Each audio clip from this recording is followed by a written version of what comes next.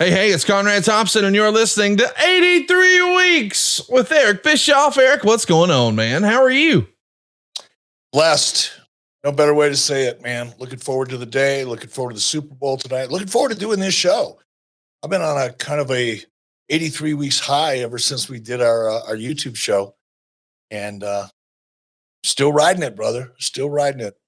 If you haven't already, go make it a point to not only hit the subscribe button, but turn on the notifications bell for 83 Weeks on YouTube.com.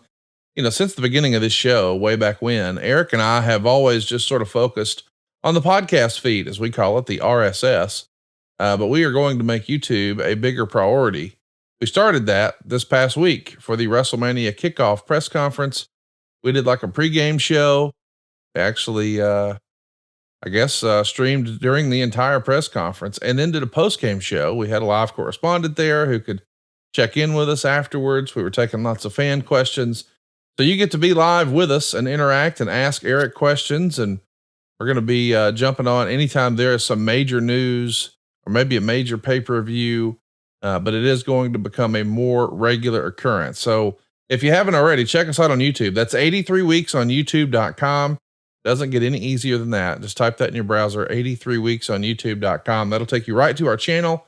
And you want to be sure to do two things. One, hit the subscribe button, and two, turn on the notifications bell. That way you'll know when we're going live and you won't miss it. But man, there was a lot to miss this last week. Goodness gracious. There's so many news and notes. We're going to try to get to some of that. And then we're going to try to do our regularly scheduled programming. You know, the original OG idea of this podcast was to be a nostalgia podcast and be your fun escape. But lately, Eric, the news has just dictated that we had to cover what everyone was talking about. And man, everybody was talking about the press conference this past week with the benefit of hindsight. What'd you think about that now? There's so much news going on. And I you and I and Dave were talking about this before we started recording this morning. This is a nostalgia podcast. We love going back and talking about the early 90s, the mid 90s, particularly the Monday Night War and all of the things, more importantly, I think, that went into creating that war and the changes in the industry that were really responsible for helping to create such a heightened awareness of professional wrestling and really contributed to the growth that we see today. But there is so much news relating to the business of the wrestling business. And while we cover it, obviously on Strictly Business, I do it every Thursday with John Alba, there is so much going on that I think it serves our audience really to kind of break down what's happening today and then look back to the Monday Night War era, look back to pre-Monday Night War era, and look at the situations that are relevant in some respects to what we're seeing today, because there are parallels there. And I really enjoy talking about those parallels. So why we will touch on, when we won't touch on, we're going to take a deep dive. We're going to be talking about SuperBrawl back in 1993 and situation with Vader and Flair and Dusty Rhodes. We're going to be covering all that on this episode. But I think we would be remiss and not serving our erudite audience, those people that follow us and listen to us regularly and have for the last 5.5 years, because I think we can present a different perspective than what you're going to hear the internet in the internet wrestling community or newsletters, dirt sheets with respect to Dave Meltzer. We're going to cover all of that. So be patient with us. We're going to look for the positive aspects of what's going on, but we're not going to shy away from some of the news that could be considered more negative. We're not going to spend 2 hours talking about it. So strap in, take out your notepad, because we're going to do a deep dive. Before we talk about SuperBrawl, I do want to ask, you know, you've had a few days to digest what happened at the Super Bowl or the Super Bowl week, I suppose, WrestleMania Kickoff. And it was a press conference that's unlike any other press conference I've ever seen. There was no podium, there were no tables, there weren't rows of constituents. It was a show. It was a spectacle. And I think what we saw was a great pivot. And I think all the evidence is there that it was a pivot. Dave Meltzer even wrote about this in the Observer, and he says, "We've been told, as have most insiders, many things that contradict each other, so the absolute truth is pretty much impossible to decipher." I don't know about that. But he does go on to say that Dwayne Johnson signed this deal with Ari Emanuel and Nick Khan on January 3rd to not just be on the board of directors, but to go ahead and headline this year's WrestleMania. And when that board announcement was made, man, he was doing all kinds of media with ESPN and other places talking about this being the biggest WrestleMania in history. It felt like that was the decision. And you even saw Cody say, "Not at WrestleMania." Looked like there was a fan backlash and they pivoted. And man, I thought they made some delicious lemonade with what we saw. You've had a few days to sort of process it all. We were reacting in real time over on YouTube. Now that you've had a chance to sit with it for a minute, and maybe you saw Triple H's promo to open up SmackDown this past Friday, what do you think about what we saw on Thursday in Las Vegas? I really have two perspectives.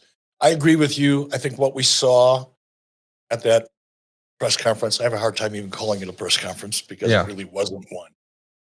But at the event that we saw and covered live, without a question, a pivot. Because if you go back and you look at Cody's promo from SmackDown, you look at what happened on the following Monday, to me, at least as a viewer and somebody who's outside of the inner sanctum of creative and creative strategies, I firmly believe that they meaning Rock and Company, were ready to move with Rock and Roman and perhaps book Cody for the rest of his story at a later PLE, Premium Live Event, whether it be SummerSlam or whatever. I think that was the plan. And then to your point, and I think anybody that's paying any attention at all, we saw a massive backlash from the audience. And I think what we saw in the press conference was a reaction to that. Yes. And like you, I believe that they definitely made lemonade out of lemons. It was a great move. It worked. There's so much controversy. There's so much investment. There's so much investment by the audience into Cody Rhodes and his story. I'm going to talk a lot about story on this episode, even as it relates to AEW. When we saw this past week, Sting and Darby Allin and Bill and all that. We're going to talk about that. But I think they made the right, I think they, being WWE, made the right move. Yeah. I think there's more, for me at least, and perhaps it's because I'm much more involved as it relates to covering what's going on and paying closer attention to what's going on than I normally would have. But to me, there just seems to be such a heightened interest and passion for WrestleMania and for Cody's story. And now with Rock involved, it only increases it. And I think the controversy, even though I believe creatively, strategically, they fumbled the ball with Rock in the announcement with Roman Reigns and Cody giving up his opportunity, because there's no reason for Cody to do what he did that Friday night on SmackDown and give up, or whenever it was, Monday, to give up his opportunity to finish his story, something that he is personally in real life. Yes. Which is why the audience is connecting to that story so much, because this isn't just a well-crafted, scripted story. There is so much reality and authenticity in Cody Rhodes and his quest, his mission, his goal. The audience has become invested in it. I think their reaction to what we saw prior to the press conference on SmackDown and Raw leading up to it, it became too obvious to those involved in creative to ignore. It's kind of like the social media has finally reached that point where there is a decentralization, if you will, of power. Wow. And WWE, like so many other forms of entertainment, are beginning to react to it. Whereas, as I think under Vince McMahon, we've seen this a million times.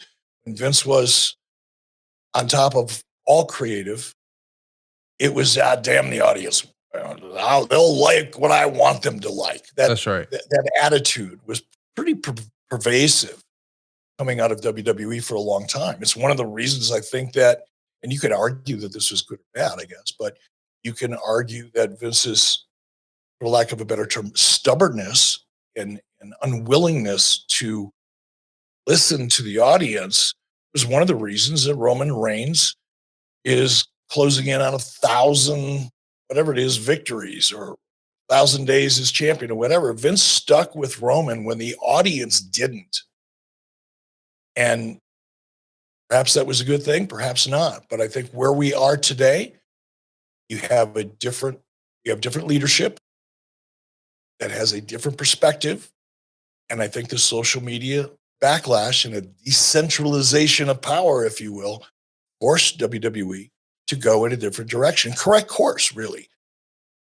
And I'm happy to see it, man. Happy to see it.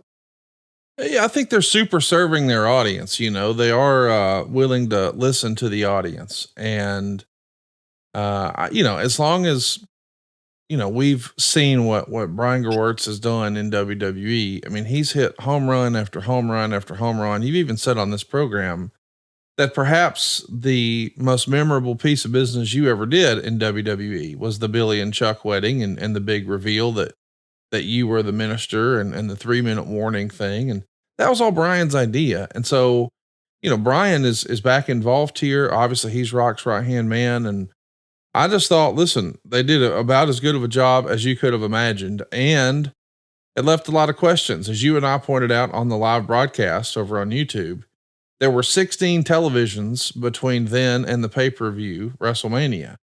So you've also got, that other premium live event down in Perth. And let's not forget, WrestleMania, unlike many years ago, is a 2-night affair. So they've really got 17 opportunities. As you and I record that, one SmackDown is down, and we saw that Triple H came out and was pretty pointed towards The Rock. And that makes me think, man, they can tell a hell of a story here, because a lot of people are ready to see, Rock have some interaction with Triple H. That was teased several years ago in WrestleMania out in California, and it didn't really go anywhere, but it looked like possibly at the time, it might be Rock and Ronda against Triple H and Stephanie. We never saw that match. And I'm not saying, given Triple H's recent health stuff, that we will see a match, but the idea that, he is standing across from The Rock, not necessarily in a physical altercation, but that sort of keys into wrestling history. And that's what fans like and they want to see. And they also really like the idea of, hey, let's not forget that on some level, Cody and Hunter have some history too. On the first AEW show, Cody took a sledgehammer to a giant throne on the set of AEW. And a lot of people are wondering, where does this leave us? And I think that not knowing and not being able to call it is what has got people buzzing. I mean, over the last week, I have heard from more people who I didn't even think still watched wrestling, or, I haven't been in regular contact with. They're talking about this. I think not being able to call it and it not being predictable and The Rock's involvement, man, they're going to have more buzz going into this than they have in a long, long time. And I don't think that's debatable, Eric. Absolutely not. I mean, I can't remember, and perhaps you can, or our listeners can, viewers on YouTube. I just can't remember in recent history a WrestleMania that has so much story and passion. Yes. WrestleMania has, to me at least, WrestleMania has always been this fantastic attraction, an event that, whether, even if you're just a passive wrestling fan, and I think the audience that buys WrestleMania, I would really be interested to dive into the research, if it even exists, that could perhaps shed some light on how many of the people that actually buy WrestleMania watch WWE on a regular basis, let's say 3 times a month, whether it be Raw, or SmackDown, or a combination of Raw and SmackDown. It's just a wild ass guess, but I would imagine about 25 or 35% of the WrestleMania audience typically don't watch wrestling on a regular basis because it's become that much of a cultural phenomenon, much like the Super Bowl. It has that sense of. Well, hang on now, Eric. Let me make sure I'm following you here. Are you suggesting that there's 2.5 million people who watch? We've never talked about this, but are you suggesting there's 2.5 million people who watch SmackDown, say, and you think that 4 times that will watch WrestleMania? No. If I implied that, then I'm not being clear. I think there is a percentage of the audience, 25 or 35%, for WrestleMania alone that typically don't watch the show. So Okay.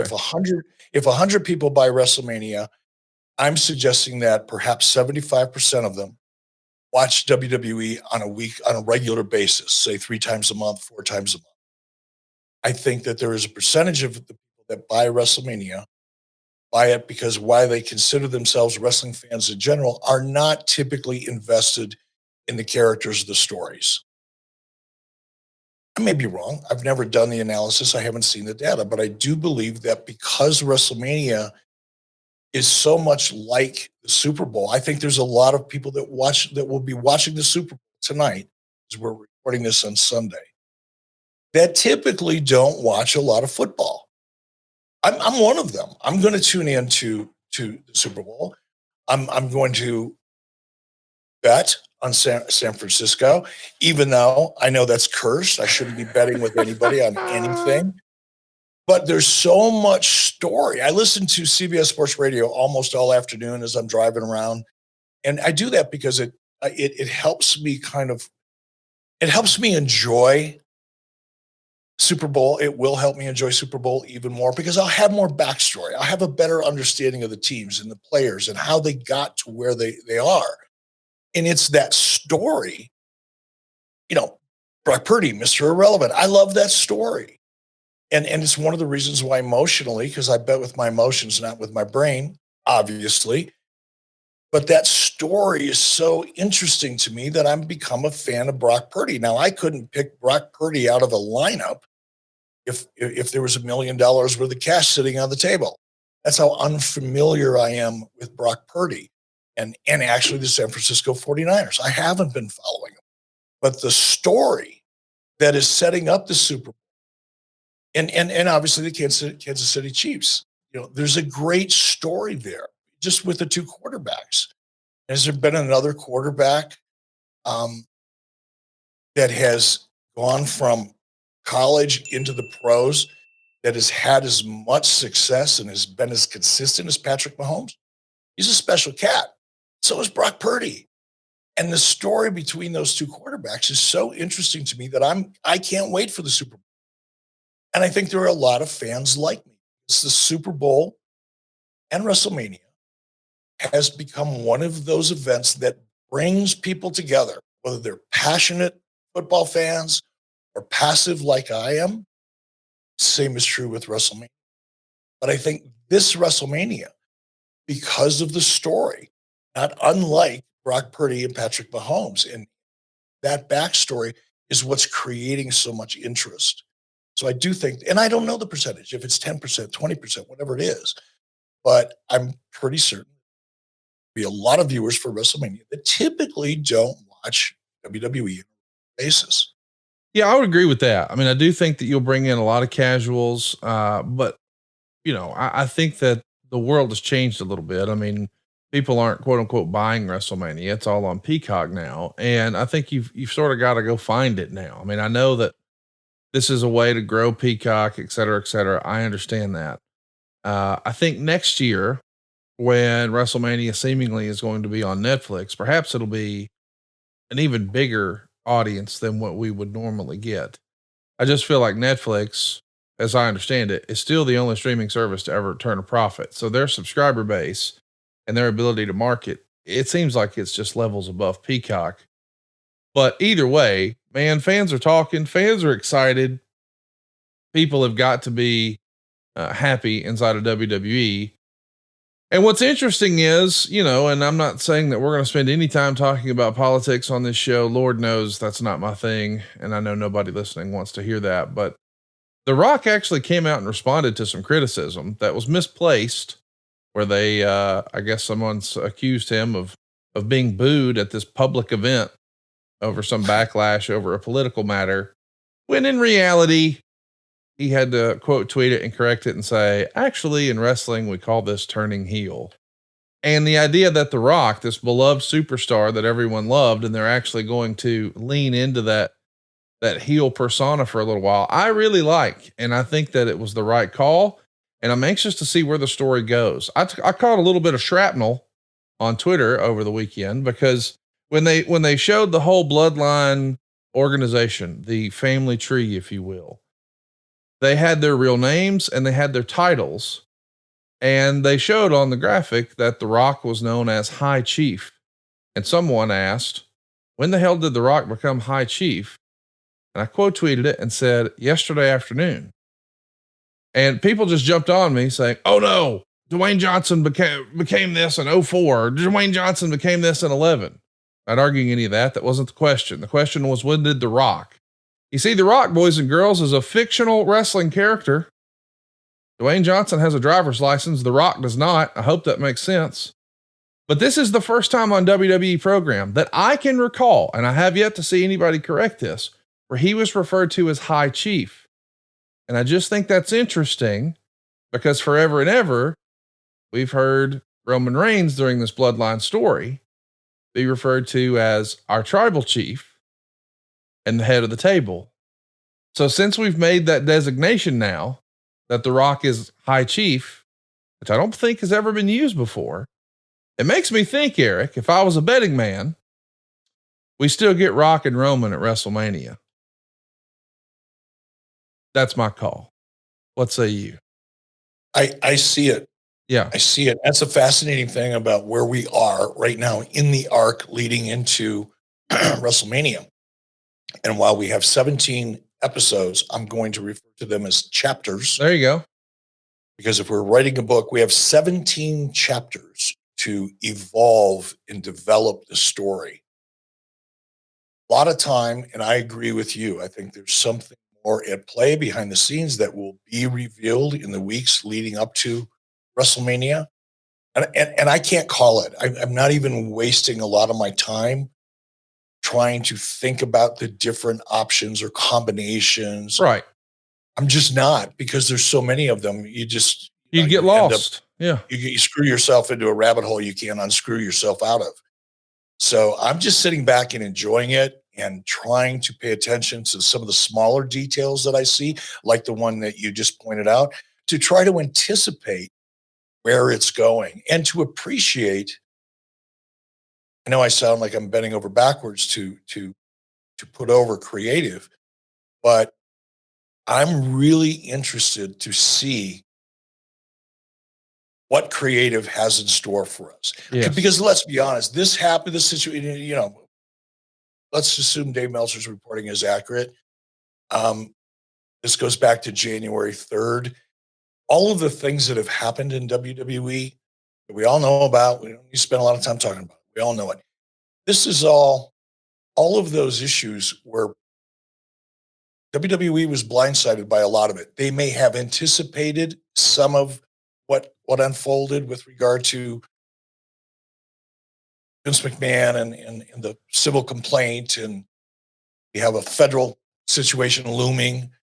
I'm sure WWE, I'm going to say I'm sure, I would imagine WWE was well aware that something could happen. The fact that so much happened so fast and the Right. timing of it had to leave WWE creative kind of on their back foot and on their heels, so to speak. They had to react. They did. Now let's see, knowing what's on the table, having experienced the fan backlash that I do believe they underestimated. I really do. And now that they know, let's see what creative is all about. And there's so much to work with that I can't help excited about. Same, man. I'm looking forward to it. I am excited for WrestleMania. I mean, I've got people who are in the business, who never talked to me about current wrestling stuff, who just out of the blue texted me and said, man, I'm so excited for all this WrestleMania stuff. People are invested in the story, and I am too. I can't wait to see where it shakes out. I want to remind everybody that even though they did announce the match between Cody and Roman, and they said that, that was what Cody selected, and that was the world title, and that was the main event. There are two main events. They have been careful not to say that that is the night 2 main event. They just said it's a main event. And I apologize for interrupting you. You mentioned, you stated, I think we're going to see Rock and Roman. I agree with you. Yeah. And I don't know if I said it on the podcast or if we touched on it during our live coverage of the quote unquote press conference. But if we want to get Cody, if WWE wants to get Cody over, if they want him to be the face of the company and to be that aspirational / inspirational character that Cody can absolutely carry that role, be the face of WWE, what better way to satisfy the audience and put Cody in a position where he is unquestionably the face of the company without any controversy or bullshit? What if Rock beats Roman? And then night 2, take that back. What if Roman beats Rock? Because Rock doesn't need the win to be with the Rock. Right. That's right. Rock can be just as, in fact, I'll argue passionately, Rock would be more powerful if somehow Roman is able to defeat him as a heel and really turn up the heat, real heat. Somehow, I don't know how they would do that, but let Roman beat Rock and let Cody beat Roman. I mean, that's a King of the Mountain game that it would put Cody in such an undeniable position as it relates to finishing his story and also being the face of the company. And it sets up so many stories going forward. That's what I hope happens. I am not making a prediction because I said there's so many great combinations of options, story, that anything can happen. Isn't that what makes wrestling so much fun at the end of the day? Yes. The sense that you don't know what's going to happen. And the reason you don't know is because there's so many variables on the table that all make sense. And I think once Brian, because let's face it, I don't think Brian works, and I've worked with Brian a lot. I've gotten to know Brian, and it's not like we hang out and have dinner and all that, but I think once Brian settles into the position he's in, gets caught up, because it's been said, I doubt that Brian sat around and watched a lot of Raw or a lot of SmackDown leading into this situation, but he's going to get up to speed. And Brian is not only he's a creative animal. Yes. Very, very creative, but he understands story structure, understands arcs, and he's a very level-headed dude. He's unflappable under pressure. I'm really anxious to see what Brian's influence is going to have and an already amazing creative team. I think when all this comes together, Triple H has proven, Paul Levesque has proven for the last 6 months, 12 months, that he's got a handle on creative. I think the creative team is responding much better in so many ways under Paul Levesque's leadership, and Bruce's, by the way. That once Brian settles in, they have a chance to gel a little bit and develop a rhythm and a pattern in terms of how they approach creative. I think we're in store for some really exciting creative. I do too. I just want to go ahead and say, I heard what you said earlier about the Rock Roman thing. I think, Cody and Roman are night 1. Cody wins the championship, finishes his story. There's a little post-match circumstance. We got Rock and Roman the next night. That makes more sense, actually. Yeah. I agree with you. That does make more sense. I don't know what's going to happen. And I don't think maybe at this point, even WWE does, because, nothing's set in stone. I mean, who thought just a few months ago we'd have a WrestleMania without Charlotte Flair, without Brock Lesnar, without CM Punk. We couldn't have predicted any of that. I did see some comparisons from a lot of people saying that this feels a little WCW 2000, that maybe it's a little overbooked and a little overthought and a little convoluted. I disagree. I mean, I understand that, we had a mess and we're trying to fix it, but there's so much time left. I hope that people give this a chance and stick with it, because I am optimistic about what's possible. And let me just tell you, anything's possible with our friends at Babbel. You and I have decided that we are going to try to learn Spanish. And the best way to learn a new language is immersion. Living where the language is spoken and using it every day. But if that's not in the cards this year, you can still learn a language the second best way. And that's with our friends at Babbel. And here's the deal.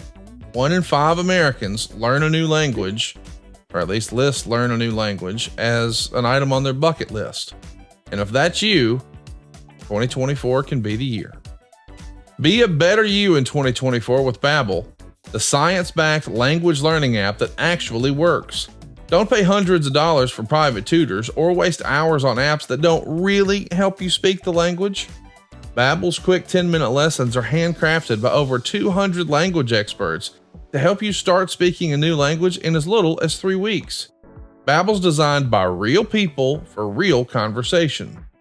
And Babbel's tools and tips are approachable, accessible, and rooted in real-life situations, delivered with conversation-based teaching, so you're ready to practice what you've learned in the real world. And I got to tell you, Eric, I wasn't exactly sure what to expect. I've never used a program like this, but I'm excited because the wife and I, whenever we've gone to Cabo, which is one of our favorite vacation spots, we're not sure how to ask for directions or how to talk to merchants, and it would just be easier just to be able to order a drink. Now, none of that is going to be challenging thanks to Babbel. There's been studies from Yale, Michigan State University, and others that continue to prove that Babbel is just better. One study found that using Babbel for just 15 hours is the equivalent of a full semester at college. Babbel's the real deal with over 16 million subscriptions sold, plus all of Babbel's 14 award-winning language courses are backed by their 20-day money-back guarantee. Can't beat that. And here's a special limited time deal for our listeners. Right now, you get 50% off a one-time payment for a lifetime Babbel subscription, but only for our listeners at babbel.com/weeks. That's right. Get 50% off at babbel.com/weeks. That's spelled BABBEL.com/weeks. Rules and restrictions may apply. So listen, we talked a little bit about WWE and what's going on there. I think we're all excited about Elimination Chamber. At this point, we've started to see some folks who are qualifying for that pay-per-view. We now know for sure that the winner of that Elimination Chamber will go on to face Seth Rollins for the World Heavyweight title. Logan Paul's got a qualifying match coming up against The Miz. We just saw Drew McIntyre qualify. We saw Randy Orton qualify. It's an exciting time for WWE. As I understand it, they've got like 40,000 tickets out. They're expecting closer to 50,000 for that pay-per-view. WWE's business is a booming, and I, for one, am looking forward to it. Let's do some questions about WWE stuff before we talk about some AEW stuff. I want to mention that when you join us over at adfreeshows.com, you get to be a part of our little community that gets to be a part of our live studio audience. One of the OGs over there is Coach Rosie. And he says, now that Cody has his match back, who do you think will be fighting Seth? And do they beat him for the strap? If you had to call it, who do you think Seth Rollins winds up wrestling at WrestleMania, Eric? Feels like Drew is really heating up. Yeah, I agree. Again.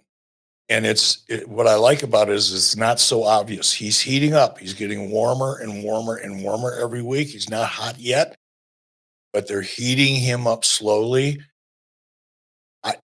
If I had to place a bet, that's where I'd place my money. And it's not that there aren't other great options. There are. You could talk me you could talk me into Logan as well, just purely from a business perspective, given his following and just his social media presence. You could talk me into Logan as well, but it just seems like they're making an effort to reheat Drew McIntyre, and that's where I put my money. PJ Taints wants to know, do you think this was always the plan, or do you think the backlash was heard? I feel like we sort of addressed that, but Yeah. you've got to be able to be nimble in times like these of creative. I mean, every now and again, a guy shows up not tan. You got to call an audible, right? Absolutely. And we're going to talk about tans here as it relates to AEW and Sting. And yeah, no, I agree. It was a stutter step for all the reasons we'd already discussed, but adaptability is key because you mentioned Charlotte Flair and Brock and all the other CM Punk's injuries. So many things happen to you that if you're booking in a straight line and you're not considering alternatives along the way and options along the way, you're running the risk of hitting a brick wall. I'm excited for it. I don't know how many different ways I can say I'm excited, but I really am genuinely interested in so many different perspectives on where this goes. So is John Westbrooks. He's watching along with us over from adfreeshows.com. He says, I haven't watched WWE in quite a while, and these events have really gotten me interested to watch WrestleMania.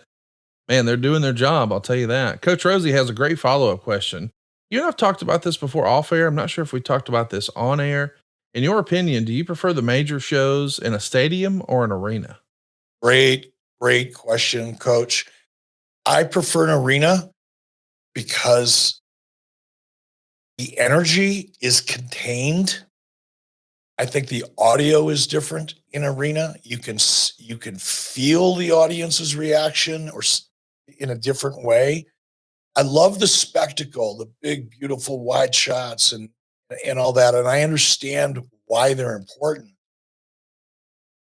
But in terms of my enjoyment of the event as a viewer, or if you're there, maybe even more so if you're live in venue, I much prefer an arena because that energy is contained and it is catching, people.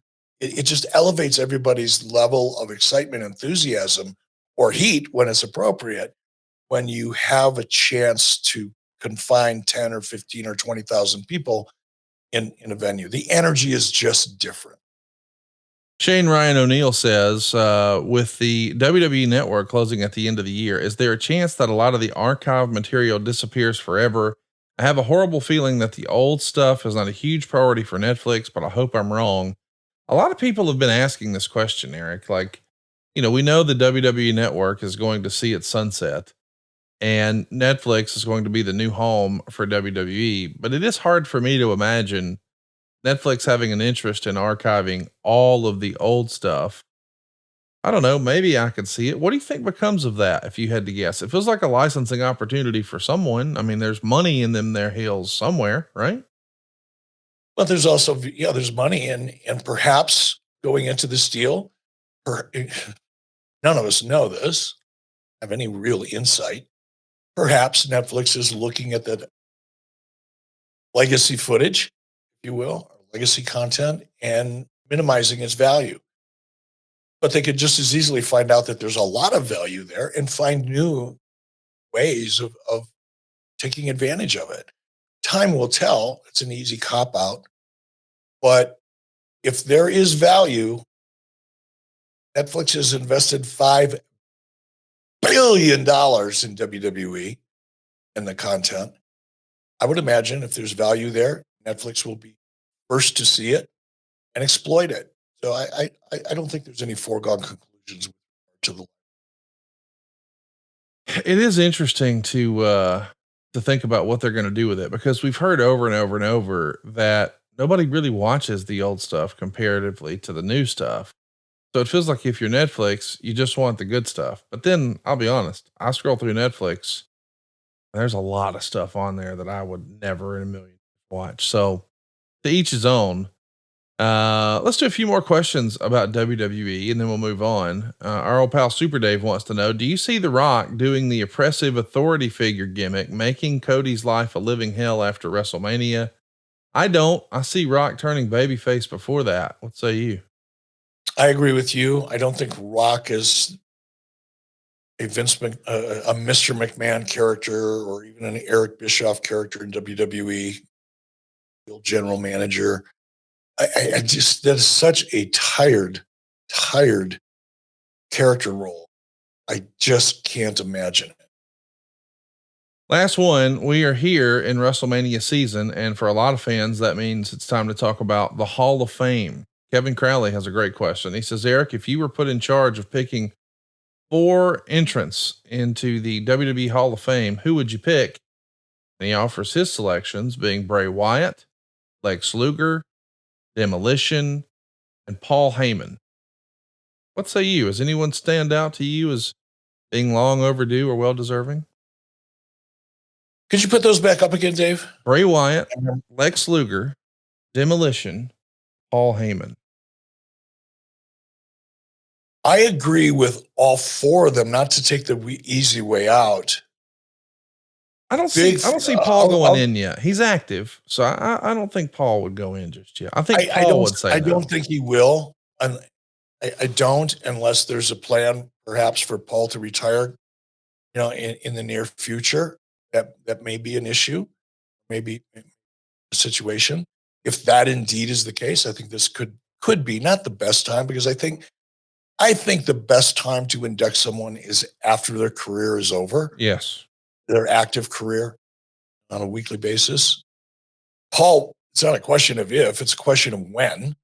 Yes. Paul will be in there. Bray Wyatt, I think, for obvious reasons. Yes. Bray Wyatt was a character that changed the industry. Bray's character brought another layer of character creative and kind of what's possible to the entire industry. Without question, Bray Wyatt. Lex Luger would be number 1 on my list. Same. Number 1 on my list. I admire Lex, inspires me. I aspire to be as good of a human being as Lex has become. Yes. He's a good human. He's an amazing guy who's overcome so much. So Lex Luger's number 1 on my list. I can't disagree with any of those choices, and I can't think of anybody that I think deserves it more. And so many people, deserve. What does that mean? It means different things to different people, and it's subjective, right? But I see Demolition as a long shot for a lot of other reasons. Perhaps those reasons aren't as significant, and its backstory, its legal issues and things like that. Perhaps those issues aren't as prevalent now with new leadership. The fact that Vince McMahon is no longer a part of the company, in which case I think Demolition would be a great choice. That one I think is up for grabs. The other 3 I absolutely agree with, and I can't think of anybody better. Yeah, I'd love to see Demolition. I'd love to see Rick Martel. I'd love to see Miss Elizabeth. There's a handful of others I'd love to see, but I'm with you. Lex Luger is my number 1. Let's talk about some more news and notes before we jump into our old school nostalgia topic today. We got to talk about some big news that happened this past week, and then we'll talk a little story.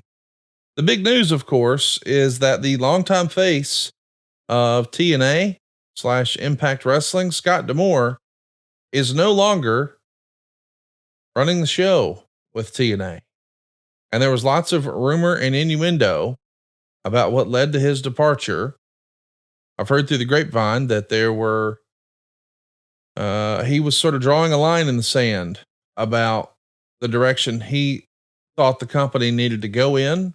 And maybe that was a question, allegedly, according to the rumor and innuendo, about investment. Something that a lot of people who are listening to this may not know. Scott D'Amore, wrestling is his part-time gig. He is a tremendously successful real estate developer. And I heard once upon a time, I don't know if this is true, but that he ran the promotion out of his back pocket and then got reimbursed. I don't know what's real and what's not, but I know that he has the capacity to do that. And there was even a rumor that when I guess it came to an impasse with him and Anthem management, he wanted to just buy the thing.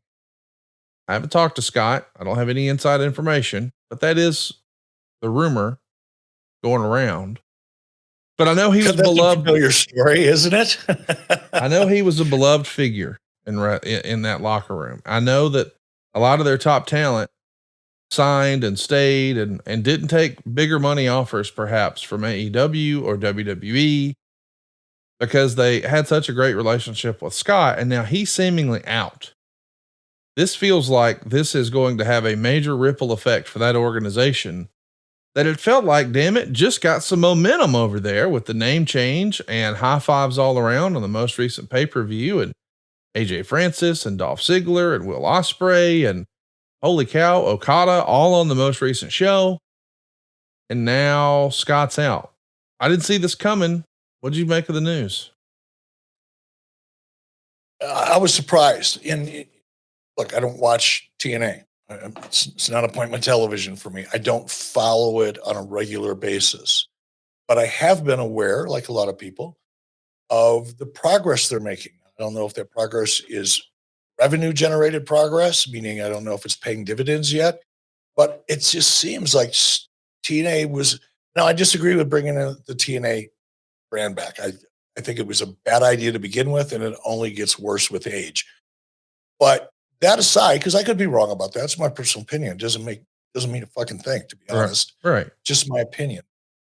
But everything else that has been happening over the last 6 weeks, 8 weeks, 12 weeks, just seems like everything was going in the right direction, and TNA was poised for growth, putting the right pieces in place and making the right decisions to progress and to evolve into a stronger property. And I don't know Scott D'Amore. I've met him obviously, but I've never worked with him. Don't know what his capabilities are creatively or otherwise.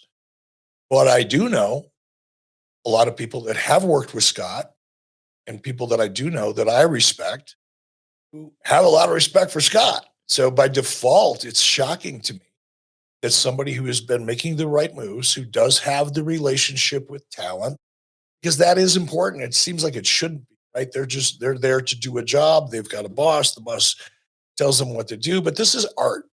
This isn't, building, manufacturing cars or building widgets.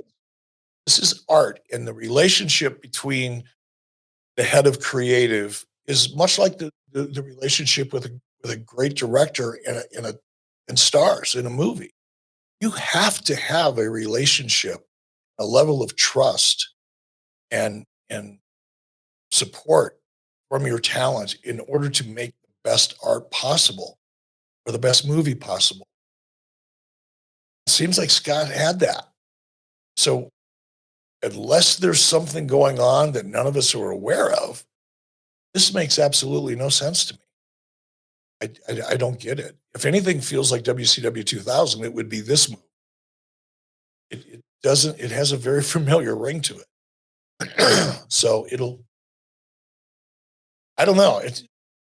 I'd be surprised if Anthem is positioning to sell off TNA. Perhaps. To who? Exactly. And as John Alba pointed out, TNA Anthem already has a streaming deal in place for their library. So anybody that would buy TNA isn't going to have access to the library, which means it's really worth nothing at that point. So I just don't know. Or perhaps, I don't know, man. I don't even want to guess because there's so many things going on that none of us know about that it's silly to spend much time trying to figure it out. Well, I can tell you that my experience in working with Scott D'Amore was 10 out of 10. One of the best guys I've worked with in wrestling. And obviously I wasn't in TNA, but whenever I was at a TNA show, he could not have made me and my dad feel more welcome. And just a dream to deal with behind the scenes. I mean, he saved my ass on the Ric Flair's last match show, and just a heck of a guy who loves wrestling and doesn't have to. I want to say again, this is not his real gig. He's here because he wants to be and he loves it. And I'm excited to see what he does next, whether that's with. Do you think he ends up in AEW? I mean, respectfully, I don't know. I'm sure he could get a gig there. I'm sure he could get a gig with WWE. I don't know that he would bring about any change in AEW. I agree. I think AEW is AEW and what we see is what we get. And if you like it, you're loving it. But I don't think he's going to bring about massive change in AEW, but that doesn't have anything to do with him. I hope that makes sense. Oh, it makes perfect sense. I do think he could get a gig with WWE, but I also would be interested to see, is he going to do something on his own, something somewhere else?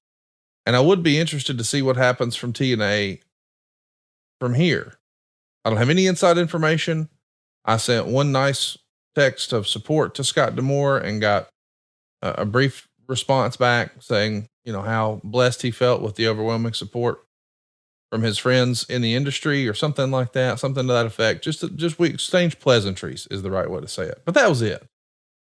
But I just want to say now, as we're recording this at 10 a.m. on February 11th, 2024, I don't know when, I don't know how, but when TNA is sold, Scott D'Amore's the new owner. That's my prediction. I don't think that the Asper family or the Anthem organization, eventually they're going to say, hey, you know what? We've thrown enough good money after bad. We're done. And I hope Scott gets his arms around the library. And I imagine Scott, being the businessman he is, he'd relaunch a new company with a new brand, but some of the same faces. And I'm pulling for him. I want to see what that looks like. And I'll tell you what, one of the things he's going to have to do is give it all a new look. Maybe it's time for us to talk about your look. 2024 is here in full swing, and that means it's time for a little New Year's resolution check-in with our friends at Manscaped. Newsflash, it's never too late to level up your grooming game and keep your bush tamed. Lawnmower 5.0 Ultra is every man's cheat code to look good, feel good, and turn the page on confidence this year. Whether you're going for a trim or that clean shaven look, this trimmer has you covered. Trusted by over 10 million men worldwide. Now is your time to get a grip on your grooming with our exclusive offer. Go right now to manscaped.com and be sure to use our code 83Weeks for 20% off plus free shipping. The ball has dropped, but don't drop the ball on your balls. Introducing the MVP of 2024. You already know it's the 5th generation lawnmower. Not just a trimmer, it's your grooming sidekick. Equipped with 2 skin-safe blades, easy for me to say. You got a standard one for taking a little off the top and a new foil blade to go smooth wherever your heart desires. Think of it as like having a personal stylist at your fingertips or, well, anywhere you need it. And did we mention that it's waterproof too? That's right. You can actually get a trim in the shower, or you can go ahead and run it underneath the sink there. No problem. And for my guys who want the full grooming experience, look no further than Manscaped's Performance Package 5.0 rather. In this grooming kit, you get the lawnmower, the ear and nose hair trimmer, which my wife and I both use. Plus, we've got the essential aftercare products with the Crop Soother Ball Aftershave Lotion and the Crop Preserver Anti-Chafing Ball Deodorant. Yeah, it's deodorant for your balls. I bet you didn't think you needed that, but Mrs. Silva did. That Dave tried it, and boy, he didn't have to sleep on the couch anymore. He's living good in the neighborhood, and you will too. By the way, they got 2 free gifts in this package. You get a pair of boxers and the Shed 2.0 toiletry bag. When JR's traveling, that's what JR carries his weed vape in. Let's face it, the resolutions might come and go, but a well-groomed you is here to stay thanks to Manscaped. Get 20% off plus free shipping with the code 83Weeks at manscaped.com. Embrace a new you, and definitely embrace a new trimmer courtesy of Manscaped. So, Eric, we ought to talk about a little AEW. They have hit a home run, I thought, creatively this past week. I was really excited talking about this with you last week. I was getting hyped up and convincing myself that Ric Flair was going to insert himself into Sting's first chance at AEW Gold when he and Darby Allin took on Ricky Starks and Big Bill for the tag straps. Turns out Ric Flair wasn't even there. And Ric Flair did not screw Sting out of the championship. In fact, as you and I are talking, just weeks before his retirement, Sting is an AEW World Tag Team Champion. Can't believe that. I love it. I'm so happy for him. And he has given the rub with a capital R to Darby Allin. Unfortunately, there wasn't much time to celebrate, because after the match, here came the Young Bucks. And the Young Bucks didn't just go ahead and lay waste to Sting and Darby Allin, but Sting's sons, who, as I understand it, live out in that part of the country. They were in Phoenix, I believe, and both of Sting's sons were front row. Sting hugged them before he got into the ring to start the match. And then after the match, they came into the ring to celebrate with their dad. It was a family affair. By the way, Sting's a grandfather now. What a fun sentence that is. So we really got to see the family side of Sting for the first time in his career. I don't think we've ever seen Sting with a big acknowledgement of his family like this. And it happened. And it was an incredible angle. I know you had a chance to look at it. I really liked it. The Young Bucks were here wearing the all white suit, channeling their inner Jim Cornette, I guess. And man, they were just covered in that blood. It was a beatdown. We wanted to establish these guys as heels, beating up the most beloved figure in AEW, leaving him laying a bloody mess. That checked all the boxes. What'd you think, Eric? You didn't like it. I didn't dislike it. I didn't like it either. I'm ambivalent about it. And part of that is because I haven't been following. So perhaps I'm not as invested in the story as I could be, or perhaps it's because there's no story to begin with. Let me ask you, Conrad, and I know you probably aren't watching. I mean, you can't possibly watch all the wrestling that's going on and run a mortgage company like you have and do all the podcasts you do. There's just not enough hours in a day. That being said, why are the Bucks heels? What is their motivation? What changed? Do you know? In storyline? Yeah. The backlash over the CM Punk stuff. Fucking weak. That is so weak. That is an excuse for a match. That is not a story. Well, hang on now.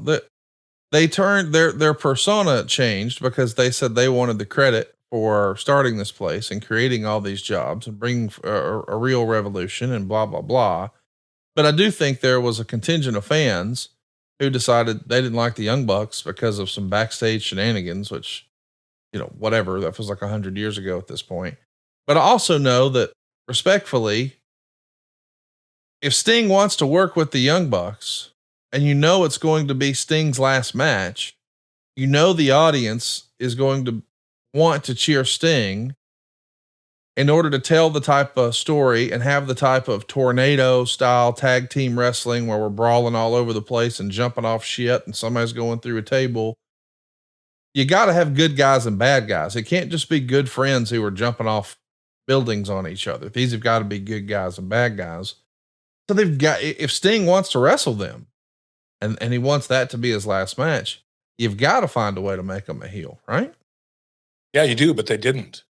That's my point. Okay. And we talked a little bit about the decentralization of control and power that social media has now, the influence social media has on professional wrestling and in the direction of characters and stories. So I understand to a degree that because of the silliness, the negativity, the CM Punk, the politics and all that, and how in the minds of some, not all, that the Young Bucks were using their influence and help create that situation, and that there was a backlash. But I think there's just no story there. It's an excuse for a story. Everything that you just said supports my thesis that there is no real creative or storytelling ability or discipline in AEW. It's simply creating situations that justify a match. And everything that you just said is an example of my criticism. There was not an inciting incident. There was not a compelling. That's the key word. People say, oh, there's such a great story in AEW. No, there's not. There are excuses for matches. There are angles that are used as an inciting moment to create an excuse for matches going forward. But there's no beginning and there's no arc to any of these stories or the characters involved in them. Simply making, first of all, two guys that couldn't be heels. If you soaked them in gasoline and set them on fire, they could not get heat. They're just not heels. They're good guys, phenomenal athletes and performers that are playing the role of a heel because timing requires it. And oh yeah, there's a little bit of this backstage political internet wrestling bullshit that we're feeling pressure from. So I got it. Let's just make them heels. It's not a compelling reason.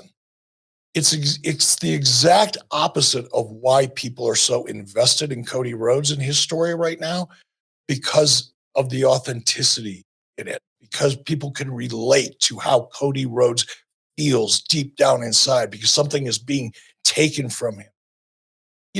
You've got two guys, like I said, that are never going to be heels, no matter what they do. And they're taking on this role to support the fact that Sting wants to have a match with them.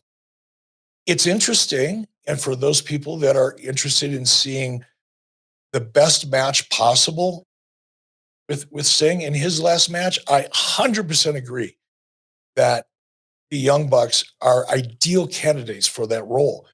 But it's incumbent upon creative to make that heel turn, to make the fact that now the Young Bucks are heels.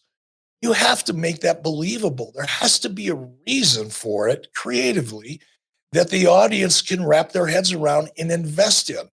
And simply turning them heel because of some internet backstage nonsense and jealousy is not compelling. It's an excuse. Eric, what did you think of the fucking angle? When they just jumped in and got heat at the end of a match? They beat up Sting. And their family was involved. Gee, I don't know. I've seen it about 1,000 times. So nothing new there. Nothing different than. Well, you just have a hard on. Make me go, ooh, wow, I never thought that would happen. It just was what it was. Was it executed well? I guess. No, I'm throwing a flag on the excessive blood. I think that, again, is an indication of lack of understanding of what creates heat and creates emotion. But it was executed fine. I just didn't care. And the reason I didn't care is because there was no reason for me to care beyond the physicality that we saw. That's not compelling. That's just action. I'm sure the Young Bucks will explain what they did in a promo this week. They still have a few weeks to go. I guess they're 3 weeks out from the pay-per-view, but what would you have rather seen instead, Eric? Since you're critical of creative, do you have a different idea that you would have preferred? First of all, let's go back to Ric Flair. Big deal out of Ric Flair. Where was Ric Flair? Where was anybody else on that roster that just sat back and let that happen? And I know that's a criticism that we've all heard before, and I've heard it as well with regard to some of the things that I've done, which is probably why I'm bringing it up. So I've made that mistake. I've been in that situation. It just seemed like that's a giant hole in the story of everything that's presented up to this point. Why wasn't Rick there? Now, maybe they're going to make a story out of that. Perhaps. Applaud them if they do, because you have to fill that hole. That's a big hole in that story, only because they created it by bringing in Rick and making a big deal and getting people, including me, emotionally invested in the idea of what can happen. And then he's gone. I didn't hear any commentary. I didn't hear one note in the commentary about the fact that Rick wasn't there. It's like Ric Flair didn't even exist. That's kind of a giant hole in that story that, if nothing else, subconsciously takes me out of it. I'm invested because of Rick, because of the legacy between Rick and Sting and the potential that provides. And then poof, he's gone like he never existed. That's an example of why I can't get excited about the story aspect of it. Will I be excited to see Sting perform? Absolutely. Do I think the Young Bucks will go out there and work their guts out to make Sting look like $1 million for his last match? I absolutely believe that. But I'm just not invested in the story. Therefore, I kind of don't care beyond my personal relationship connection to Sting. I just don't care. The fact that his kids jumped in there. First of all, either one of those kids would beat the shit out of both those guys at one time. It's not a believable scenario for them just to come in and just lay waste to to Sting's kids. It's just nothing about it registered to me. And I wanted to, because I like Sting. I want to be out here. I want to be sitting in front of this microphone talking about what a great story and a great match ultimately that Sting is going to have for his last match. I want to celebrate that, but I'm not going to lie to myself in the process and say, well, that's a great angle. That's a great story. I get why the Young Bucks are heels.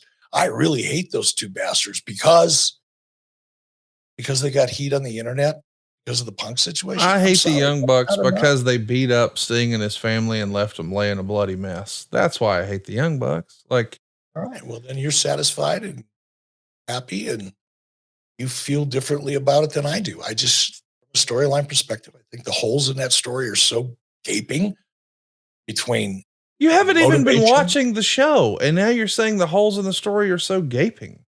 Well, I asked you, what is the reason, the one thing that could make me interested in this matchup as it's laid out right now is why are they heels? And wait, hang on. Let's back up. I thought you meant pre. The reason they're heels now is because they want to run Sting out of AEW. The idea is they have created this opportunity for all these new wrestlers, and here's Sting trying to hang on to last little minute of glory and blah, blah, blah. So they're going to exert their dominance in the tag team division and the AEW division and AEW corporate and use their role as executive vice presidents to beat up Sting, Darby, and Sting's kids and take back what's rightfully theirs, the tag team gold, and leave them laying a bloody mess. Like, heels do bad shit, and we don't have to always know exactly what their motivation is before they do bad shit. They can tell us after the fact. I'm sure we're going to hear about that, but it's very heelish to beat up, quote unquote, the old man who's finally got his moment to shine here and steal his thunder and beat up his kids.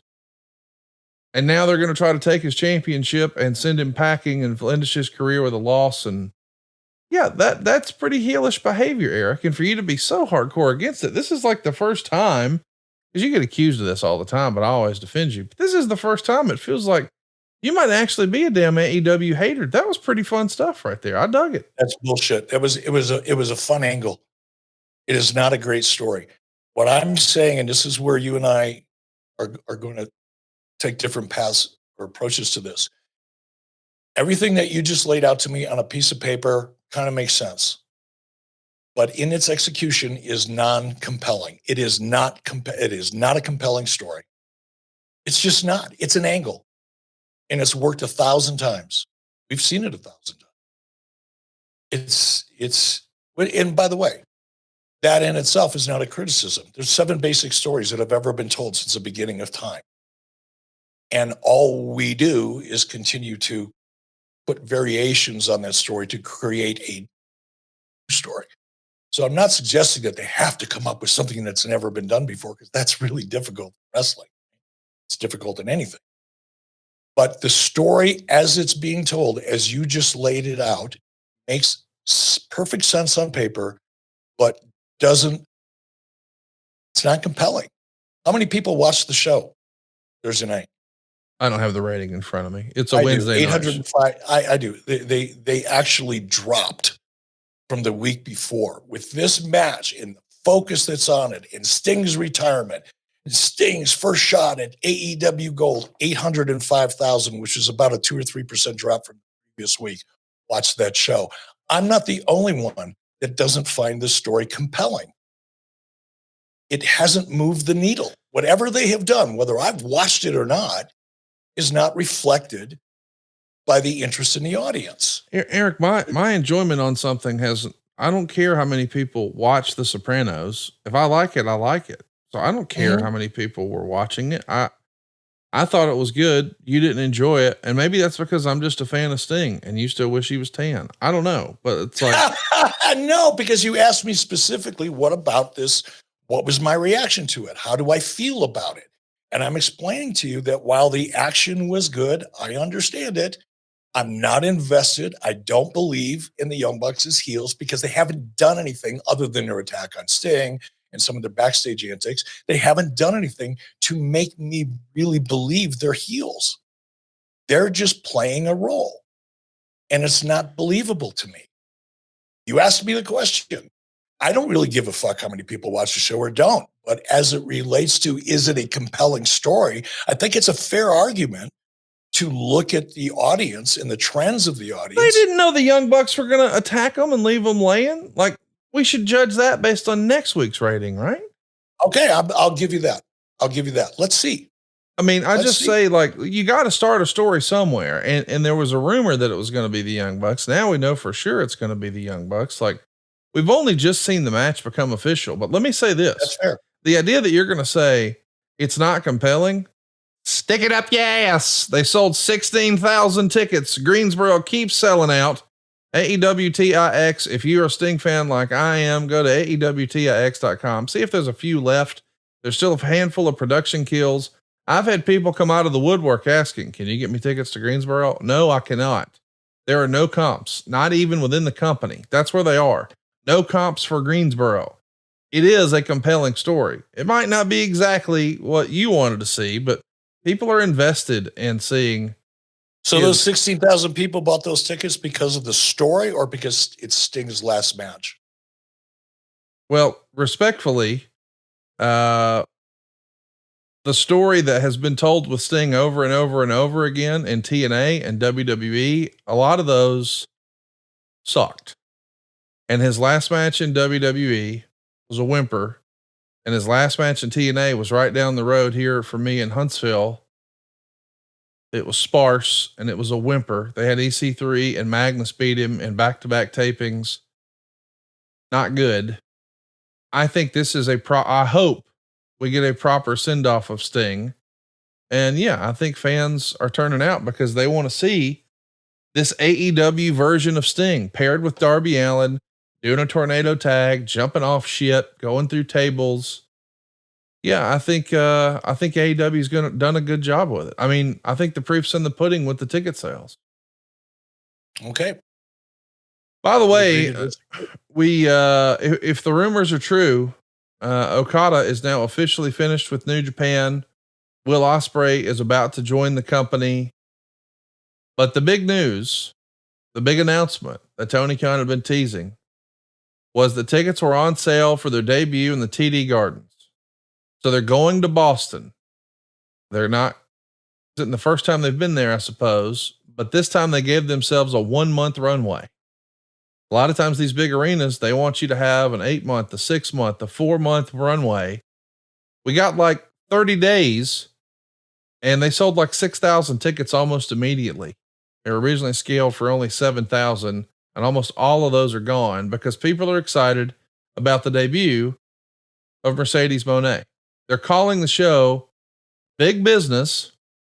And even in the announce graphic where they put the little arena up, they made sure to point out that it was Boston, $2 signs and 2 S's in the background.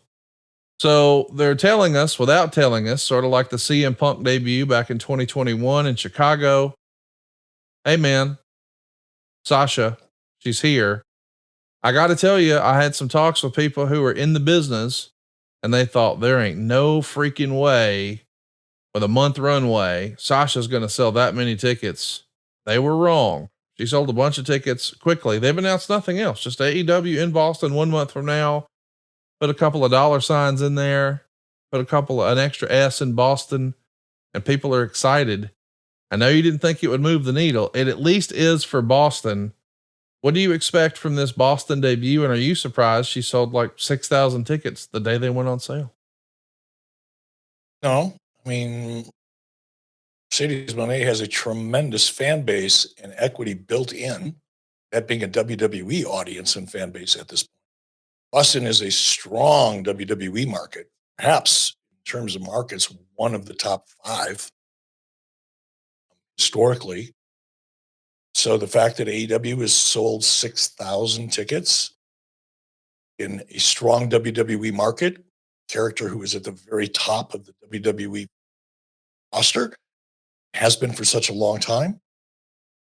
Am I surprised? Not at all. Am I optimistic?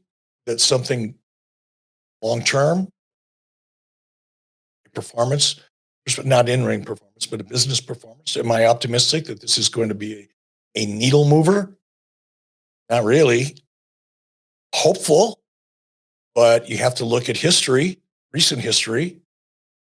Mercedes Moné is just one of many big talents that have come over from WWE that made a splash and then faded into the obscurity of the rest of the WWE, or excuse me, AEW roster. When I say obscurity, meaning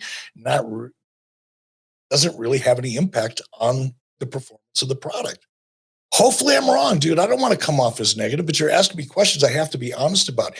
Is there any former WWE talent, despite how big a deal that everybody made of them coming over, it's going to be a game changer, it's going to be a needle mover, this is going to change it, have any of them, other than CM Punk for a period of about 3 weeks, had any long-term positive impact on the product? No. I don't know. They did 805,000 viewers this past Thursday night. I don't know. See. Well, something we don't have to wait and see any longer. Steve Mongo McMichael is finally taking his rightful place in the NFL Hall of Fame. I'm so excited that this is happening. I know how tough Mongo is, and he's been kicking out at 2 for what feels like 3 years now. He's continuing his battle against ALS, and I'm so glad that he at least got to hear the news. I don't know what attending a ceremony like that, if that's even possible, or how anything like that could even be facilitated. But just to know that while he's still with us, he knows that he, quote unquote, finished his story and he got his spot amongst all the other greats in the NFL Hall of Fame. Pretty badass news, man. Made me feel good this week. What'd you think? Same here. It brought a tear to my eye, actually. I'm not close to Steve at this point, haven't been for a long time. Last time I talked to Steve was a couple of years ago when Ric Flair, I was at a convention or something, and we were all backstage grabbing lunch, taking a quick break. And as you know, Ric Flair typically loves to put people on the phone, and he did. And there was a bunch of us around that could all say hi to Steve and wish him well and laugh. I mean, Steve was laughing. He was cracking jokes. He was literally telling jokes. Yes. and laughing along with us and having fun. And that's Steve McMichael, man, is tough as what he is going. It amazes me that every time I see a picture of him, he's smiling. And you see the person, Steve McMichael, you see that person, you don't see the physical condition that he's in. You notice it, obviously. But if you know Steve and you see that gleam in his eye and that smile on his face, that's real. That's Steve McMichael. The person inside is still very much alive, despite what his body is having to go through. And how do you not admire someone? I'm so happy for him. I really am. He's a good guy. And for those who have had the opportunity to play with Steve, so I was never in that group, in whether it be in high school or college or the NFL, for those of us who had the privilege and the opportunity to work with Steve in WCW, I have so many fond memories of him because of that smile that we continue to see on his face. And I'm sure is on his face right now as he was hearing that. We all remember that moment where Rick was passing the phone around. Believe it or not, we were in the green room for Ad Free Show's Top Guy Weekend, where we did a fundraiser for Mongo in Chicago a couple of years ago. And he wasn't able to attend, of course, but we donated all the proceeds. Our little domain was moneyformongo.com. And we built a little community there. And we get together with those folks a few times a year. You and I just did a couple of weeks ago down in Tampa. And I did an Ask Conrad Anything on adfreeshows.com last week. And I was sort of overwhelmed when I heard from somebody who told us what ad free shows meant to him. I want to play that clip for everybody right now. This is our buddy Matthew. Matt, you're up, brother. Conrad, sir, how are you? I'm good, buddy. How are you? I'm good. I think I'm perfect. Couldn't be better. So, man, I just wanted to tell you, man, the ad-free shows and everybody here, it's like a giant family. They've, me and my kids have been pretty much homeless and at a campground for 2 years. And the group here has talked me through so much. And today, for the first time in 2 years, we have moved into our new house. Oh, Yeah. It's an awesome day. And I'm telling you honestly, if it wasn't for your show, if it wasn't for you and Bruce, that original show that I found in 2017 when I first started listening, buddy, I wouldn't have made it this far. And that's the truth. Man, that's so awesome. Thank So I owe that to you.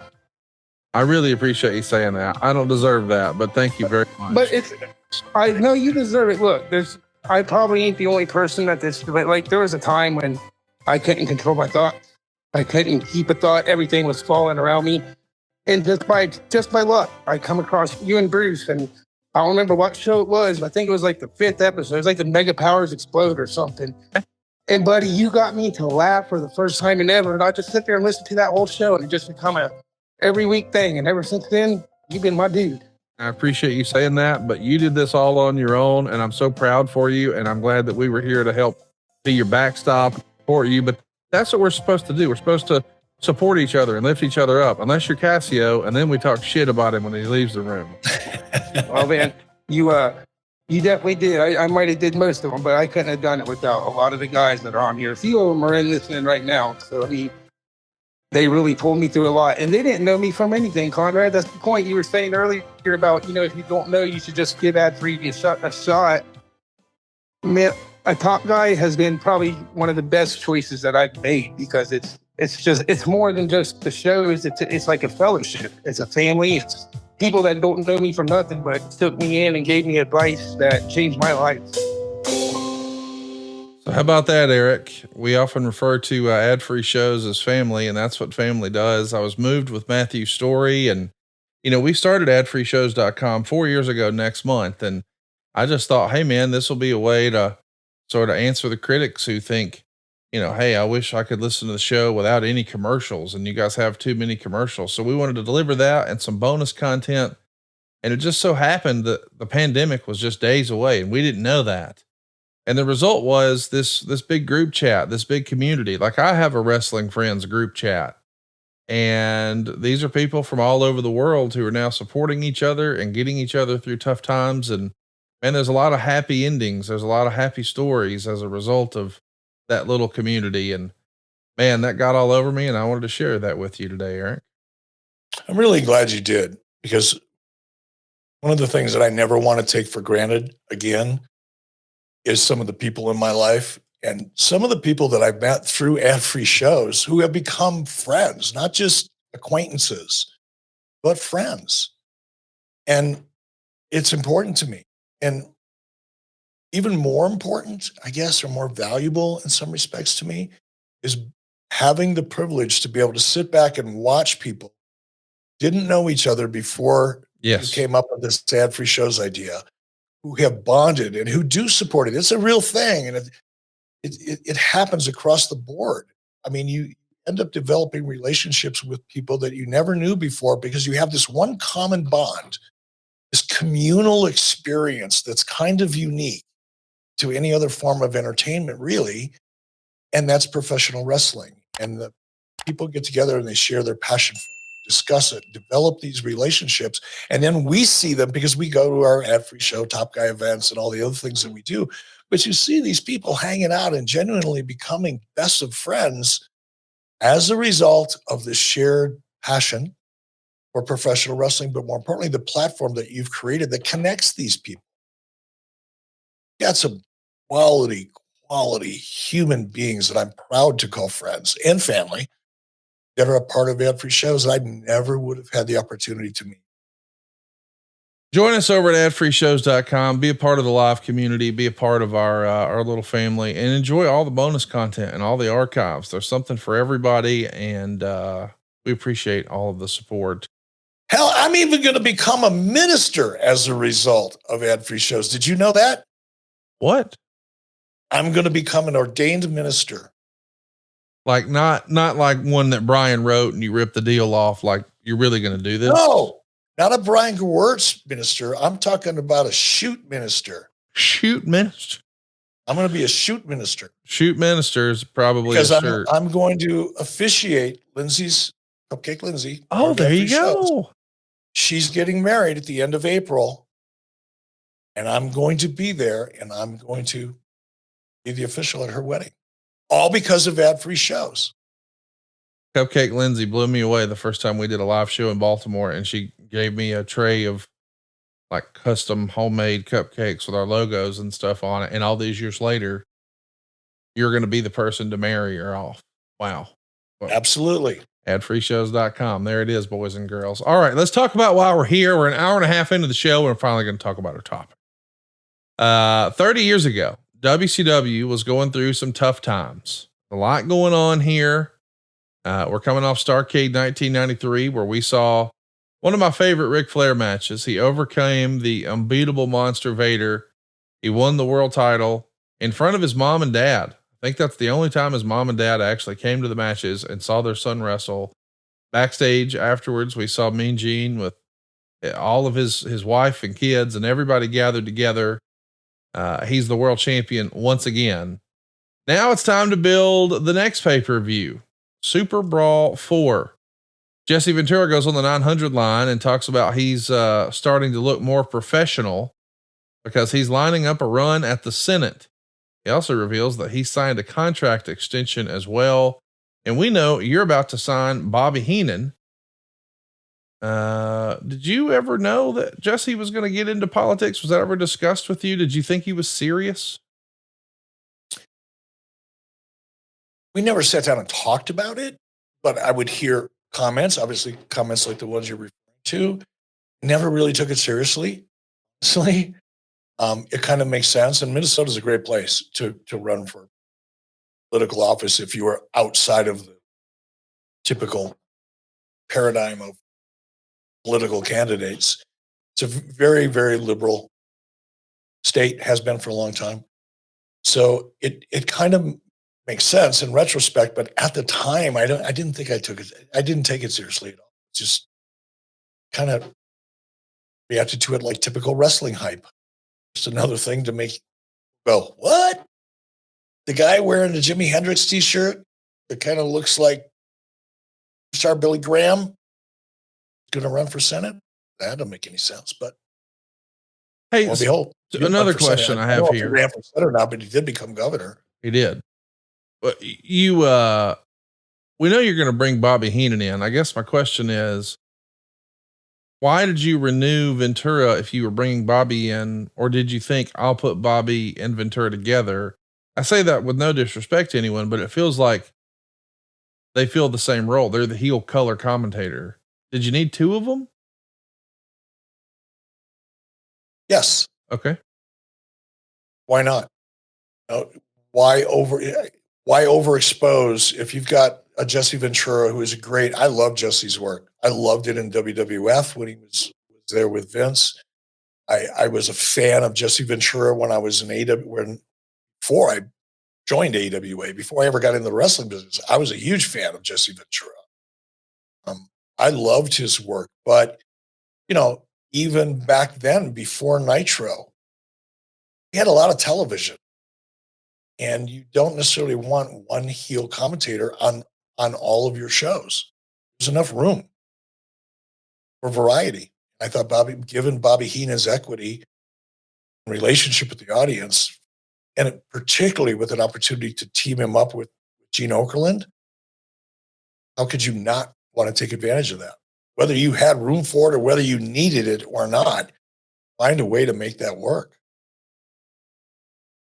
We know for sure that JR is out here. As a reminder, this is the era where we would see 1993 was where JR went and joined the World Wrestling Federation. But that all comes out in the Observer here that maybe there's some underlying hard feelings. Quote, there's apparently a major feud going on with Gene Okerlund and Jesse Ventura with Jim Ross. Okerlund made some sarcastic remarks about Ross on the hotline, although nothing serious, but Ventura has gone a lot deeper including on television this past weekend on Worldwide, asking whatever happened to the fat Okie, and made a remark about him broadcasting shows that have midgets dressed up as clowns. Like Ventura has never broadcasted on a show that had a midget dressed up like a shark trying to blow up a boat. Ross was on his WWF radio show and he called Ventura overrated and made comments about Dusty Rhodes' weight, which was equally ironic. A real pissing match here between these guys, and JR has come out on his show and in his book and apologized to Jesse Ventura and said that he was rude to Jesse and didn't give Jesse a fair shake when they were in WCW because he was resentful about the contract value that Jesse had. He was making more money than JR, and he realizes now in hindsight, having run Talent Relations, that kind of wasn't Jesse's fault. If JR had an issue, it was with the office, not with Jesse. What did you make of their back and forth bickering? And were you a fan of these sort of inside references taking a shot at an announcer on the other show? Wasn't a fan. I wasn't like upset about it. It was just kind of like I feel about the Young Bucks. It was just, It didn't, I was ambivalent about it. It seemed like childish behavior in a way, but it's also wrestling. You know, these are over the top personalities and they're going to do and say things that sometimes rub people the wrong way or each other. I just didn't really think about it too much to be. Well, I know that money can cause some hurt feelings, and maybe if your household is going through that, I mean, I actually read not too long ago that one of the chief reasons people get divorced are financial issues. Well, I want to try to help you with that. Let's save a little money and let's make it easy. And nobody does that better than Rocket Money. If I was to ask you how many subscriptions you have, would you be able to list them all and how much you're paying for them? Because I'll be honest, if you would have asked me this before I started using Rocket Money, I would have been freaking way off. Rocket Money is a personal finance app that finds and cancels your unwanted subscriptions. It monitors your spending and it helps you lower your bills.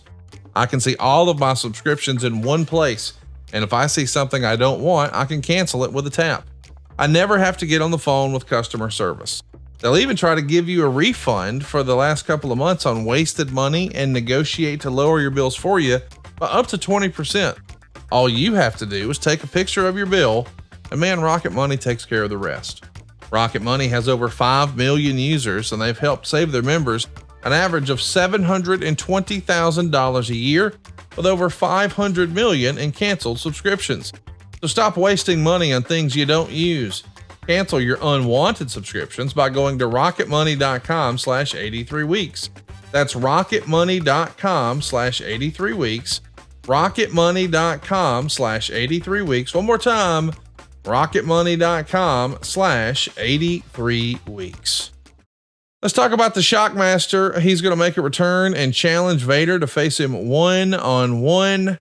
We know that Dusty is helping with some of the booking here. He's probably looking out for old Uncle Fred here. And listen, a battle of two big men, that always looks good on paper, right? Yeah, it does on paper. And I think, Dusty was still operating from a perspective that was a little dated at that time. 93, we're still being influenced. WCW, and I wasn't involved in creative at that point in time. So I'm giving you a perspective that I had from the sidelines, even though I was in WCW. WCW, including Dusty, was still operating kind of trying to operate much like WWE creatively. It was still big characters. I don't mean big physically, but over the top kind of animated characters. The idea of the two big men, which is kind of an older school perspective on creative, was still very prevalent. And I think that the fact that, Dusty did have a relationship, or Shockmaster. So all of those things led to this, I think. Davey Boy is going to be out here in WCW, and it seems like he just stopped showing up for dates. And that's going to be it for him here in WCW. But I've heard from Davey's side I think the Davy's story that was told at the time was he had an understanding that he was going to get paid more on international dates. So when WCW would go to Europe and the UK and things like that, he was expected to make more money. And maybe that didn't happen. What do you recall about why Davy's run came to an end here in 1994? Not much, because I wasn't involved in it. I remember him leaving. I wasn't involved in his negotiations, his contract. I didn't have to deal with any of the fallout from the fact that if Davy's story was true, very well could have been, and he wasn't being paid according to his understanding, then it would make sense that he would leave in no show. But I wasn't involved. I can't tell you whether that's fiction or fact. I just remember it being an issue, and there was certain fallout for it. But in terms of the reasons why and the motivation behind it, I wasn't involved, so I can't really share any insight. I don't think he showed up for the WWF until like August of 94, but he was finished with you after Thanksgiving of 93. So Heenan and Bockwinkel are going to be coming into WCW. Yeah. Heenan and Bockwinkel. I'm not talking about something that happened in the AWA. This is in WCW. Did you have a hand in bringing Bockwinkel in? I mean, I know that he would have been, a part of your AWA tenure. How does Bockwinkel get the nod to come in? Do you recall? I did bring him in because although I had nothing to do with wrestling storylines or creative, could hire or not hire or fire or not fire, wasn't involved in that at that time in 93. I was, however, I did oversee the television product, which included announcers. So the addition of announcers and assignment of announcers was within my as executive producer. And I definitely wanted Nick Bockwinkel to be a part of the broadcast team and to be that authority figure because of my familiarity with Nick's character and performance in AWA, and just because I believed in the look, so articulate, he understood psychology and how to apply it from an announcer's point of view or from a commissioner's perspective. The fact that Nick had such a vast, powerful grip on wrestling psychology, in my opinion, made him an ideal candidate for that. And yeah, that my fingerprints were all over. Something else your fingerprints were all over were the decision to start slashing house shows. WCW's house show business, according to Dave Meltzer, would be cut in half from the prior year, but the decline has been even worse in recent months. But the TV ratings are relatively the same. You've talked about this a lot, the emphasis on running less house shows and finding a way to pull the nose up on those things since they were money losers. And this is when WCW hires Zane Bresloff, who at the time was the WWF's leading independent house show promoter for the past 9 years. Quote, many believe the signing of Bresloff will result in the fiercest war between the WWF and WCW in a few years, because this deal pretty well guarantees a far more aggressive approach WCW will take to booking major arenas that it had been locked out of in many of the top markets. In addition, knowing egos involved with Okerlund, Heenan, and Bresloff all jumping in rapid fashion, one would think the WWF would be looking for a big coup of its own. It appears WCW getting into the Rosemont Horizon in suburban Chicago for the April 17th pay-per-view, which is being moved from Asheville, North Carolina. That's a building they'd been unable to book shows in for about 7 or 8 years, and that's a result of Bresloff's relationship with the building as being a longtime WWF local promoter. I know how high Dave Meltzer was on Zane Bresloff, and I know that that he was a big part of WCW's success during the Monday Night Wars era. But tell us how he came into the company. We've never really talked about that before. I'm fascinated by this. It was really, that was Bob Dew. We don't talk a lot about Bob Dew because Bob really was the executive vice president of WC. He was my boss when I was made executive producer. So I did have a little bit of a dotted line relationship with Bill Shaw. But Bob Dew was really calling a lot of the shots with everything related to WCW. In fact, he wasn't calling. He was in charge of everything in WCW, with the exception of the television product, physical production of the product. That was mine. But really, and I'm not sure if it was Don Sandifer is another name that we don't talk about often, but Don Sandifer was a live event promoter, and he was involved in the music side of promotion. And I think Bob Dew knew Don Sandifer because Bob Dew was originally in charge of the Omni. He booked a lot of the events that took place at the Omni. So Bob Dew's professional experience was tied directly to arenas, arena managers, promoters, that type of thing. I wasn't involved in the process, so I didn't know who Zane Bresloff was until after he was hired.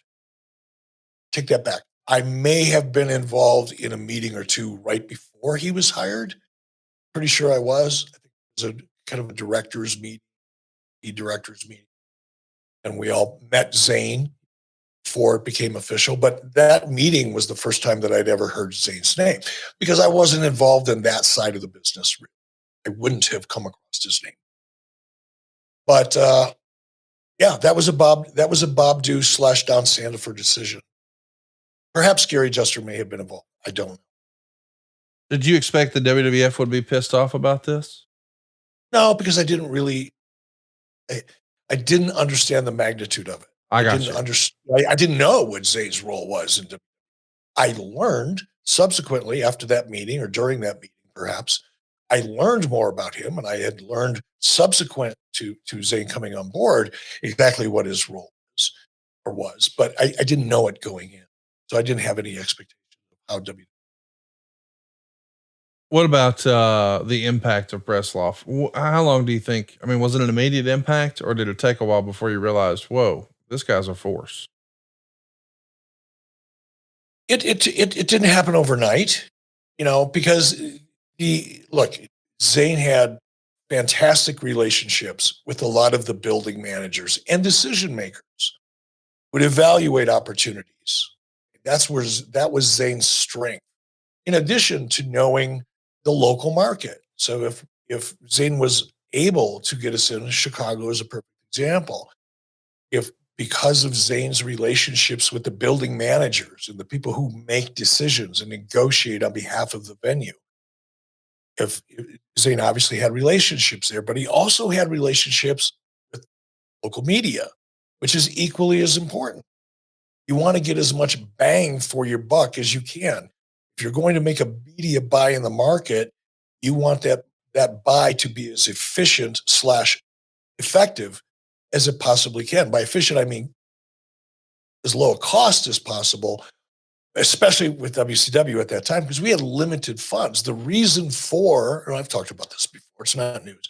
The reason I wanted to cut the house shows down or eliminate them was because they weren't generating any revenue and there was no plan in place to create more revenue. And we had a limited amount of resources. So I wanted to put the resources we did have, i.e. the budget, I wanted to put those assets into something that could affect the arena business down the road in the future. Make the product better, make it compelling. Sound familiar? Make it compelling. Don't just have excuses for matches and venues and events and venues, but provide a compelling reason for it. And that took time. So when Zane came in, it wasn't like he was under pressure to turn the business around right away. Zane became part of the plan, which was to eliminate house shows that didn't make any sense, focus our resources on those markets that did make sense, and take advantage of Zane's reputation and relationships in those markets. To that extent, Zane was powerfully effective, but it wasn't overnight. It took time. A number of other things had to happen in order for Zane to have the ability to be successful in those markets.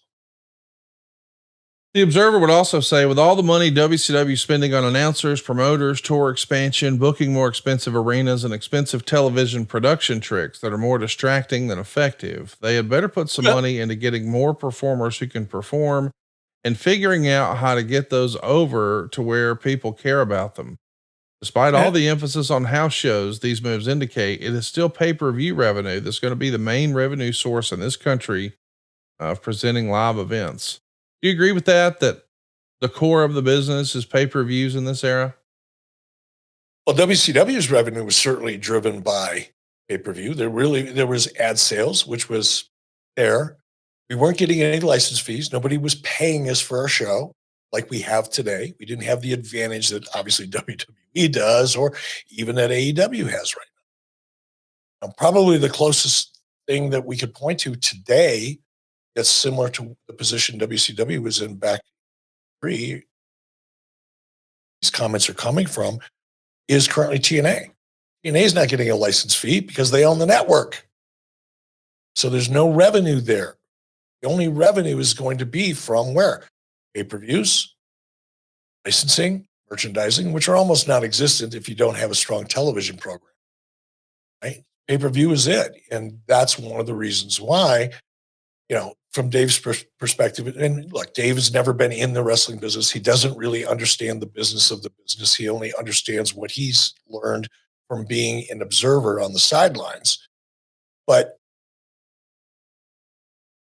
taking the revenue that was burned and wasted in live events, reallocating that to the core product, which is the television product, which needed to be improved, by the way, his television tricks and gimmicks, as Dave puts it. It's a reflection of his knowledge of television.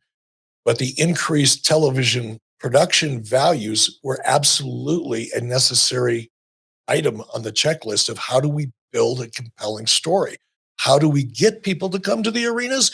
We produce a product that is compelling enough on television to drive attendance. We watch it on TV and we heard it's going to be in our town and we want to go be a part of that party. And increasing the television production values was a part of that. Because whether we liked it or not, whether it was fair or not, people were comparing WCW to WWF at the time.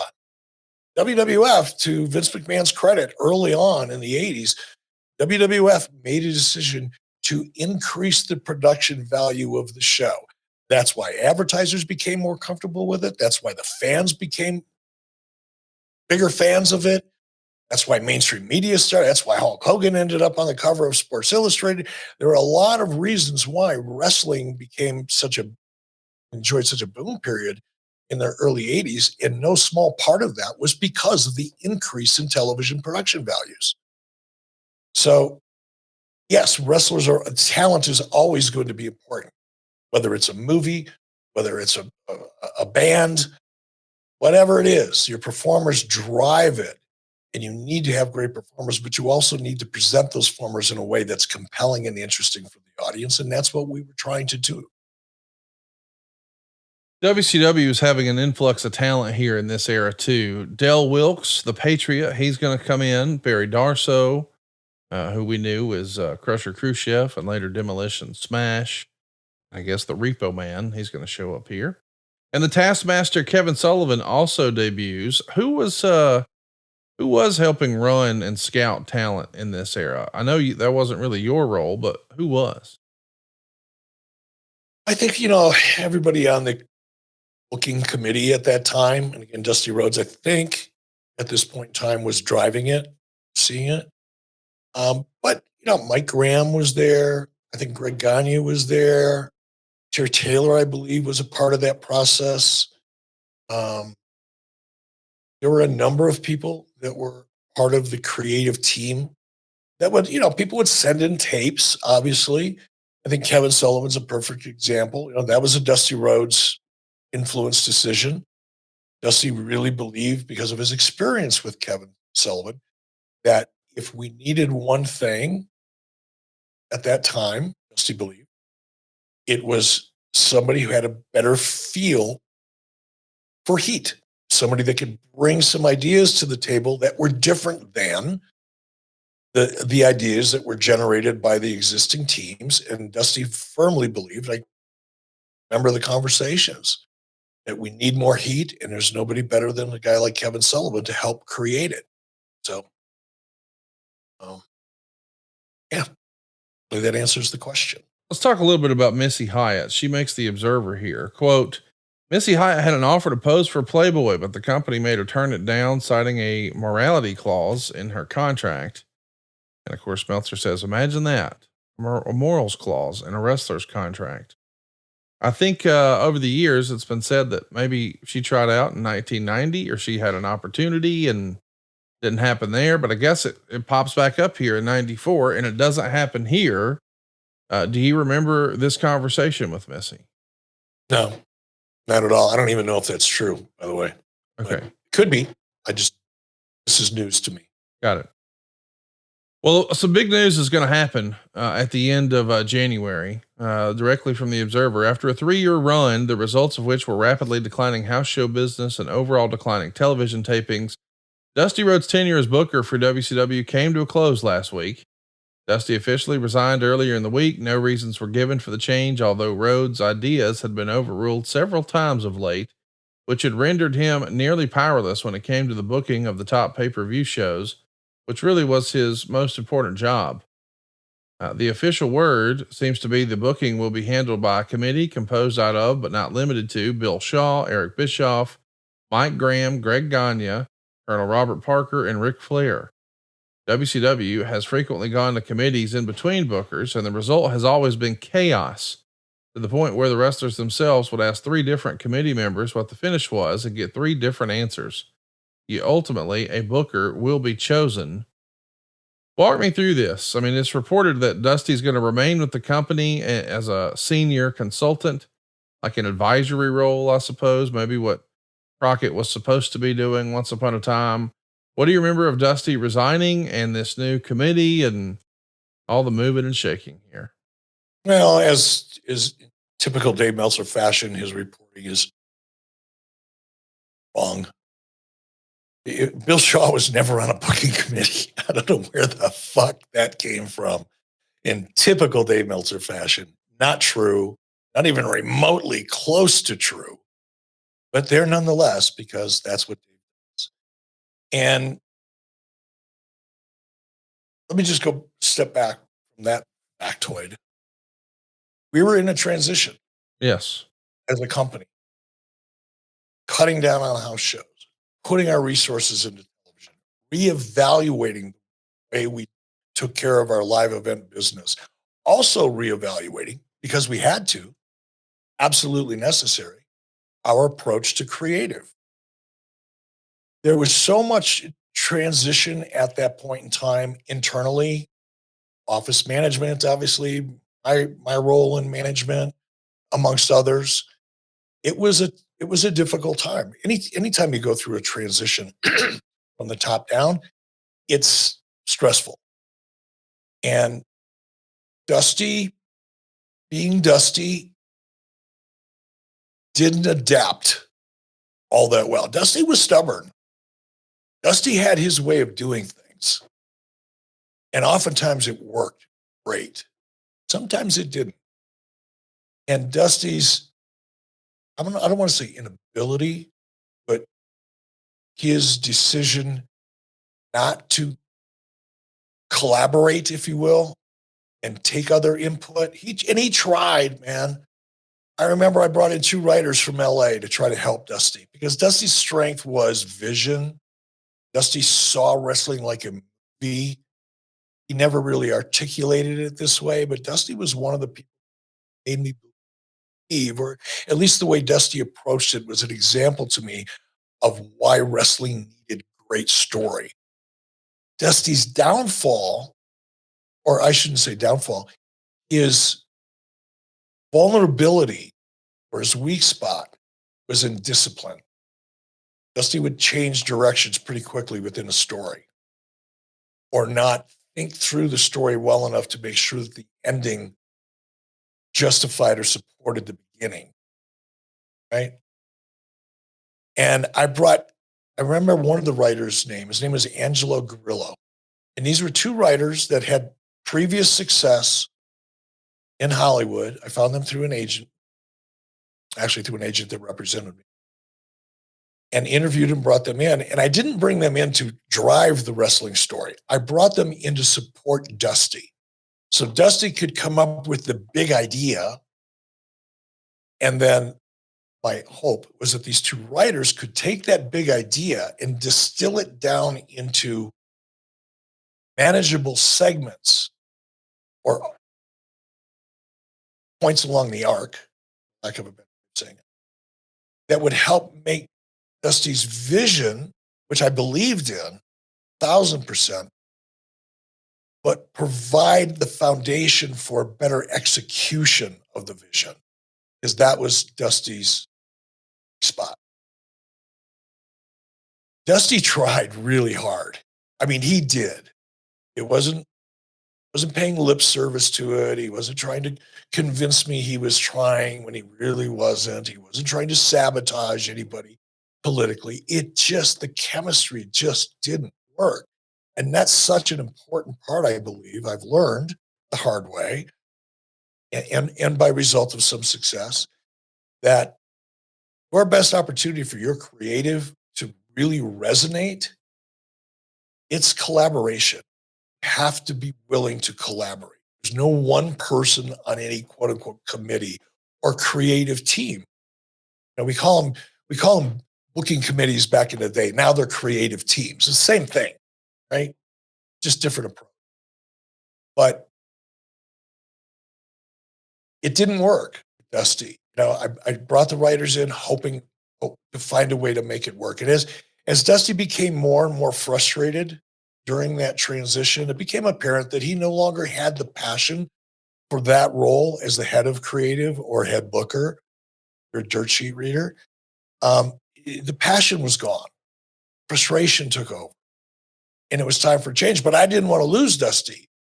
I really thought and hoped, I should say, I hope that as a result of this transition, once things settled down and we developed a better process, that Dusty would have enough time away. Because when you're in that spot, when you're that guy, the pressure, especially at WCW at that time, because there's so much just negative input coming from so many different directions, business-wise and otherwise, it can burn you out fast if you don't have a good support team around you.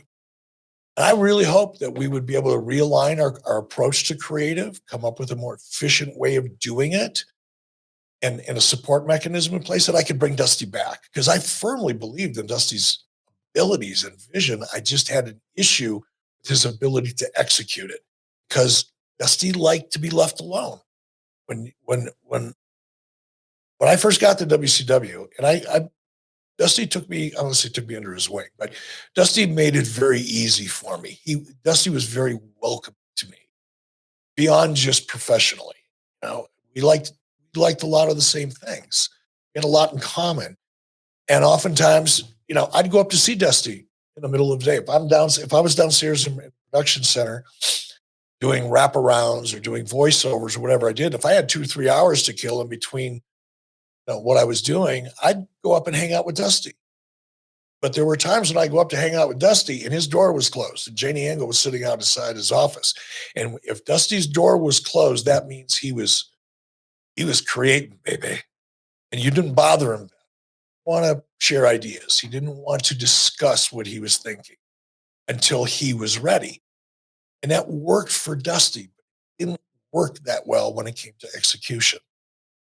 So my hope was to create a better process, let Dusty take some time away, come back refreshed.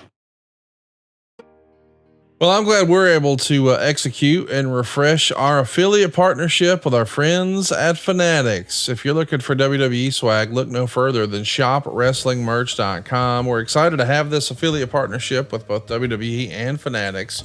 And now you can shop for all your officially licensed WWE gear and apparel at shopwrestlingmerch.com.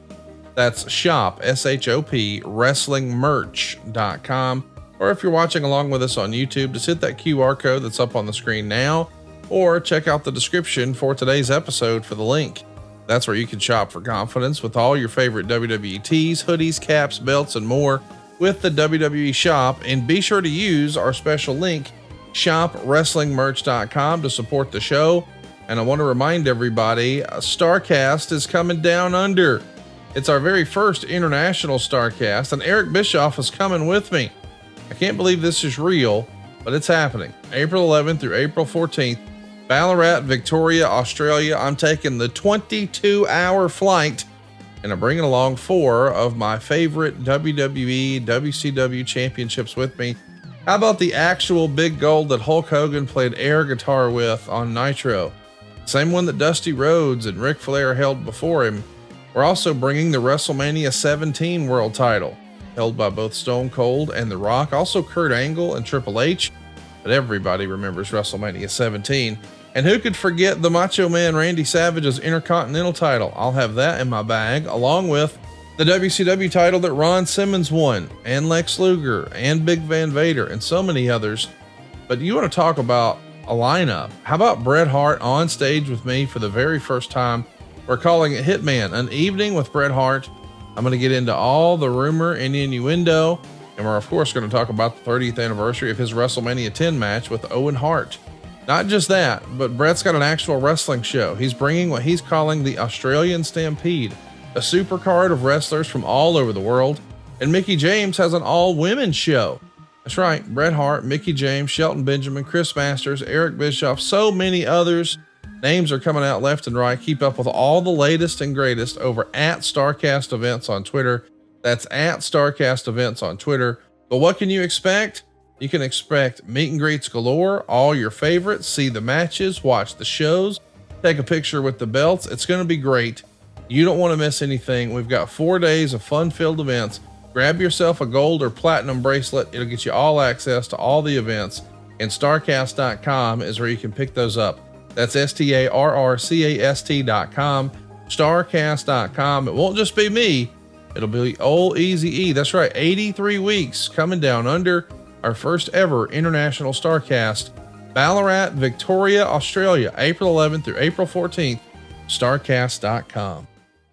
So Eric, hey, Conrad, should we discuss? Maybe we should just get a vote here. A lot of people listening from ad-free shows with us live. Should we talk about maybe doing a live YouTube show from Australia? As long as we're breaking a lot of firsts, why don't we try that? Hey man, let's figure out how to pull that off. I'm not opposed to it. You're going to be there. I'm going to be there. I don't know what the freak time that's going to be here in America, but man, let's do it. Cause you know what? We'll be like a week after WrestleMania. If I had to bet, some crazy news is going to be coming out. Like as a reminder, the whole TKO announcement was done the Monday after WrestleMania, and Monday Night Raw after WrestleMania, one of the biggest shows of the year, every year. You never know when we're going to go live over at 83 weeks on youtube.com. Hit that subscribe button and turn that notifications bell on so you don't miss it. So listen, the big news in this era, the rumor that Hulk Hogan is coming in. This is a rumor that was happening before SuperBrawl. I guess when Hogan was at the NATPE, or however you say, NATPE convention, people were saying, hey Hulkster, what's next? When are you going to get back in the ring? And he was pretty upfront with reporters there saying, hey, after I finish filming 22 episodes of Thunder in Paradise, I'm going to get back in wrestling in May. And I'd love for Ric Flair to be my first opponent. And of course that means WCW, not the WWF. Now, a lot of people are telling Dave they're skeptical that a deal would ever take place because Hogan is going to have an astronomical asking price. And he might even ask for a percentage of any increase in pay-per-view sales. And Meltzer would freestyle that if he's able to do that, finally having Hogan and Flair on a match, and if Hogan gets a cut, it could be the largest one-day payoff in the history of the business. But the rumors were out there. I guess my question to you is, how far deep into these conversations were you when the big power change happened with Dusty, or are those two things totally unrelated? No, they're not unrelated. And I think there was they were happening simultaneously. Again, restructuring creative, taking a different approach to it, cutting back on house shows. That was all part of one big initiative. The idea of bringing Hogan in probably did start around NATPE, but that it didn't necessarily involve me directly, or at least there wasn't much conversation at that point. It probably was a result of Ric Flair reaching out to Hogan to at least begin those discussions. But apparently they must have had a number of conversations, and Hulk being Hulk, he's a consummate promoter. Taking it, NATPE, you say you didn't even know how to pronounce it. NATPE back in the day was one of the biggest conventions in entertainment. it was a big deal. One of the last NAPTE conventions I went to was in Miami, and one of the distributors, syndicators, I don't know if it was King World, it might have been King World at that time, brought in the Eagles for a party, and the Eagles performed live for, and I'm pretty sure it was King World at the time, as a part of a convention. So this was no little thing. It was huge. And again, Hulk Hogan, being the consummate promoter and professional that he was, decided to tease this just a little bit.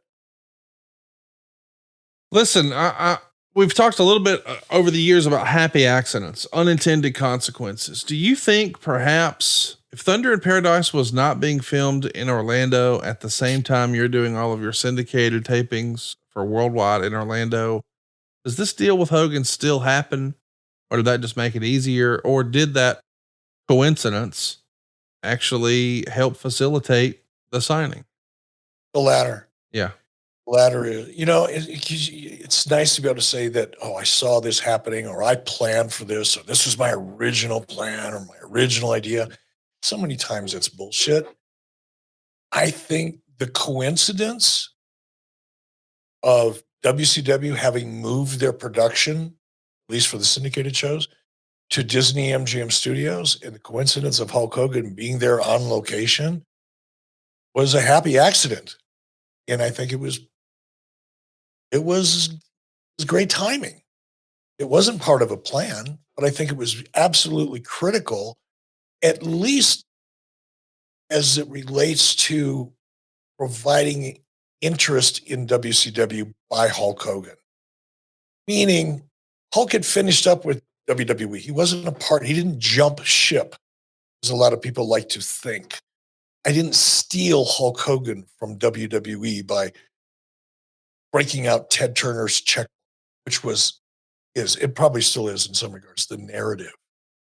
Hulk, because of the steroid scandal, Ultimate Warrior issue, and a lot of other issues, including personal issues, meaning Hulk had two very, very young kids at the time and had been doing the 300 shots a year schedule for a number of years, was ready to step away from that and enter into another lifestyle change as it related to his professional career. I mean, he didn't want to be on the road so much. The fact that WCW was producing a show at Disney MGM Studios, I think, was interesting enough with Hulk that he was willing to have a conversation that he might not have been willing to have if we were just doing what we would always had been doing, and basically trying to replicate the WWE model, WF model. So I think those two things do dovetail. It wasn't part of a plan, and I don't think we would have engaged with Hulk in a conversation had it not been for the coincidence of being on set or on location, the same area as Hulk Hogan was for Thunder in Paradise. Timing is everything. Timing is everything. Clash of the Champions 26, we see Bobby Heenan debut, and you can go back and listen to our Bobby Heenan episode from the archives, but it feels like a major coup, a turning point for WCW. And as Bruce would always say, sometimes you just need a fresh paint of coat. I mean, having Mean Gene and Bobby the Brain here, I mean, these are household names to a lot of wrestling fans. Pretty cool stuff. Coming off the Clash, the Observer would say, overall, the first taping without Dusty Rhodes as Booker was said to be pretty disorganized. I mean, that's probably expected. Whenever there's a change of leadership, you've got to establish the new normal. But speaking of the new normal, it'll be without Michael Hayes. According to the Observer, he quit. He's not happy with the offer he received, a $75,000 a year deal for 1 year. He winds up coming back to the company just 3 weeks later. It feels like at this point, my man's been in wrestling forever, because I guess he got started when he was like 16, but he's only 35 years old here. Do you remember what happened with this back and forth with Michael Hayes? Was it just negotiation and we worked it out? I don't recall why Michael decided to come back or what the conversations were leading up to Michael coming back after he had left. I do I do recall having an opinion. Again, I wasn't calling the shots at that point in time. I had voice in the room. And I regret, and I'm even hesitating to say this because amongst the many mistakes that I've made or choices that I've made that I regret, this is one of them. I just didn't see it, Michael Hayes. I felt that his character had run its course and that it no longer fit and was kind of too representative in some cases, of a presentation or style that existed in WCW that had to evolve and had to change. That's the kindest way I can say of saying I didn't believe in Michael Hayes' character as Michael P.S. Hayes at that time. I was convinced it had played itself out. That's what led to eventually Michael leaving. And I say that because even when I came back to WWE as a talent and whatever it was, or when I first arrived in WCW or WWE, it took a while for Michael Hayes to warm up to me. I think there was some resentment on Michael's part because I just didn't see the value in his character back in WCW at the time. And I was part of the reason why Michael was no longer with WCW. It wasn't the only reason, but I was a big part of it. And it wasn't until about 2019 that Michael and I finally sat down and had a conversation about that. And it was a very good conversation. I'm grateful for it. And I consider Michael Hayes a friend now. But man, a lot of time went by when that wasn't the case. But I was a part of that. I just don't remember why he decided to come back after leaving originally. Do you remember Ted Turner and Jane Fonda showing up to center stage and sitting in the front row? It happened on February 12th. You're doing a TV taping here for WCW Saturday Night. Obviously, the wrestlers are putting on a show and turning their game up when the big boss is their front row. But it had to be a big deal for you too to have Ted Turner randomly at center stage, right?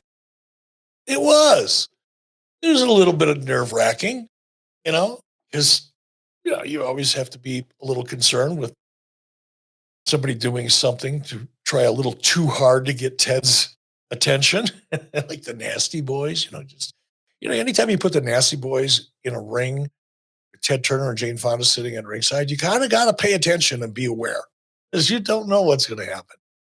But it was exciting. It was a great morale booster too. I've talked about this so many times, I don't want to beat on it, but the perception, the reality for those of us who worked in WCW back in 1994 was that we felt ostracized. We weren't really invited to the neighborhood picnic. We weren't really invited to the family reunions. It was an awkward feeling to be a WCW employee within Turner Broadcasting at the time. So to have Ted Turner and Jane Fonda show up was kind of, in a weird sense, it was validation that we were really part of the Turner Broadcasting family. Weren't an asterisk or an afterthought, even though that's the way we were treated most of the time. Well, here's a little afterthought that made the Observer. A 6'5" newcomer named Tara Rising, a Killer Kowalski student from New England, debuted in a dark match and looked good enough. He was given a debut match on TV for the February 26th show. Tara Rising, who'd he ever beat? Whatever became of that guy, Eric?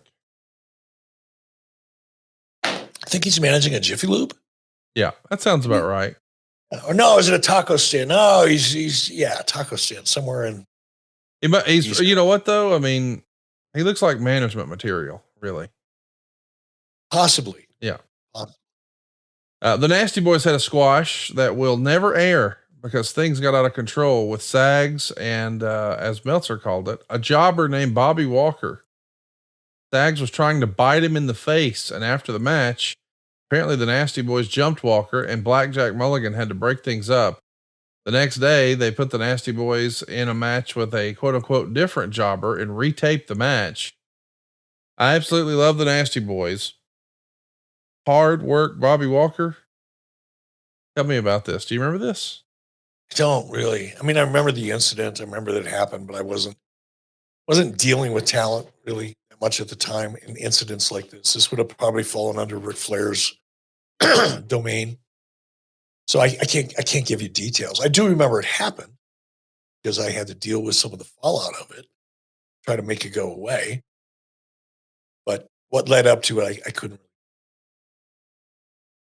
We should read this paragraph from the Observer here about the transition from Dusty. World Championship Wrestling did its quarterly worldwide tapings in Orlando from February 7th to the 10th, giving away some of the aspects of the storylines through the end of May. Less was given away at this third taping as compared to the previous two, as no title changes were made obvious to the public. This was also said to have been more disorganized than the previous two. The tapings ended with a largely more disgruntled crew of wrestlers than the previous Orlando tapings due to some changes in company benefits, the perceived emergence of Dusty Rhodes as a booker once again, and what is perceived to be a less diplomatic approach to talent by Eric Bischoff, who appeared to be the man in charge of the proceedings. While some company officials are still saying Rhodes was in charge of the work he had completed, it became obvious that Rhodes and Bischoff were the ones in charge of the talent aspects of the company, which caused reactions ranging from uncaring bemusement to heat.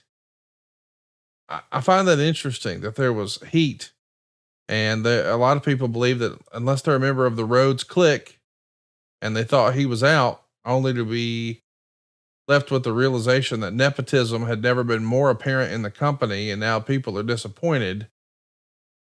I guess there was a lot of people who were happy Dusty was out, and when they see, well, he's not all the way out, he's still here, and I'm not in the Rhodes clique. Did you hear that Dusty took care of his friends and people were glad he was gone and then disappointed when he wasn't all the way gone? No, this is typical. And this is one of the reasons why I have so much, I have zero respect for Dave Meltzer, that's not bordering on, deep into disdain. Dave wasn't there. Right. Dave has no idea. Dave, being the useful idiot that he is and has been throughout his entire dirt sheet career,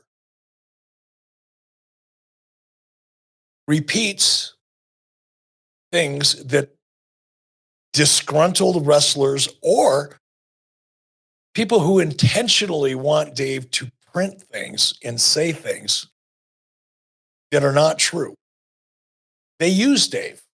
So if you want attention from Dave, if you're a talent and you want to be positioned well within the Dave Meltzer dirt sheet universe, well, then you pat Dave on the head and give him a cookie and tell him he's a good guy.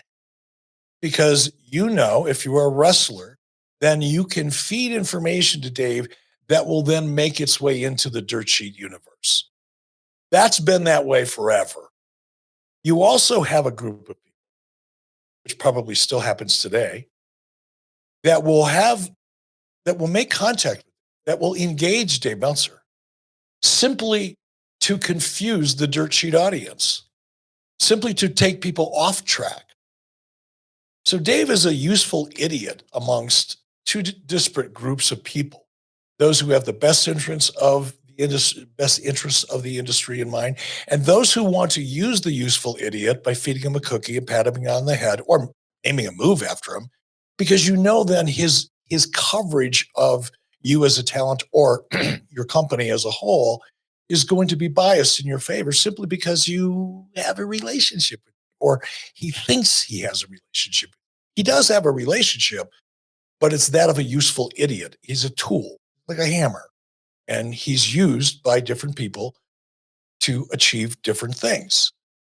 And this is a perfect example of Dave making a definitive report and stating something as fact that he has no idea if it's true or not because he wasn't there.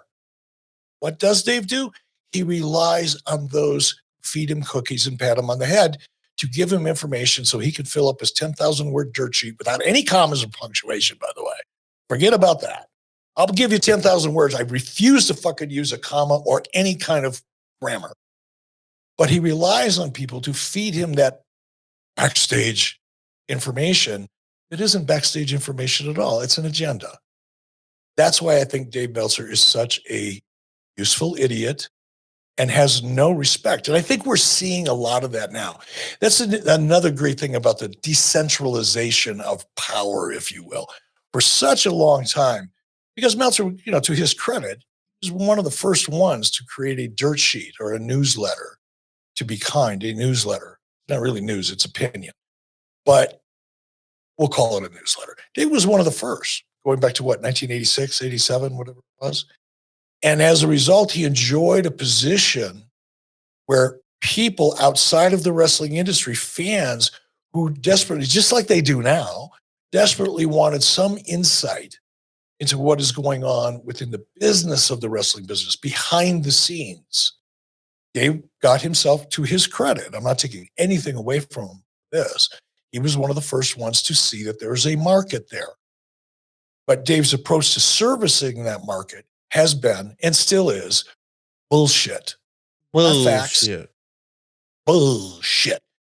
And I think his coverage, I mean, how many different scenarios did he come up for the Rock Cody thing? A lot.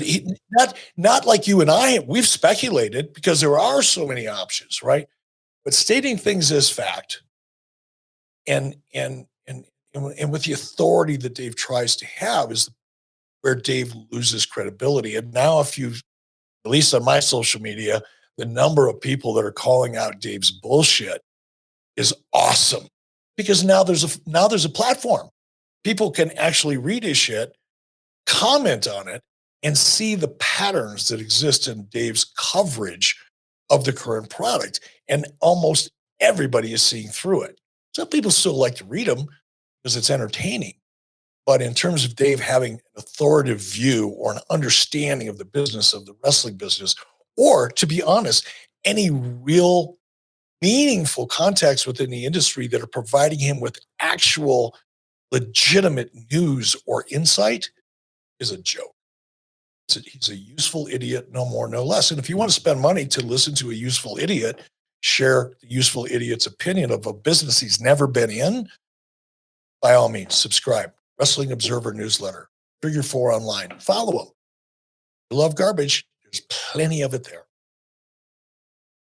Well, we got to talk about Sherry Martel. She makes her debut here. You know what? We talked about her in the archives. Check that out.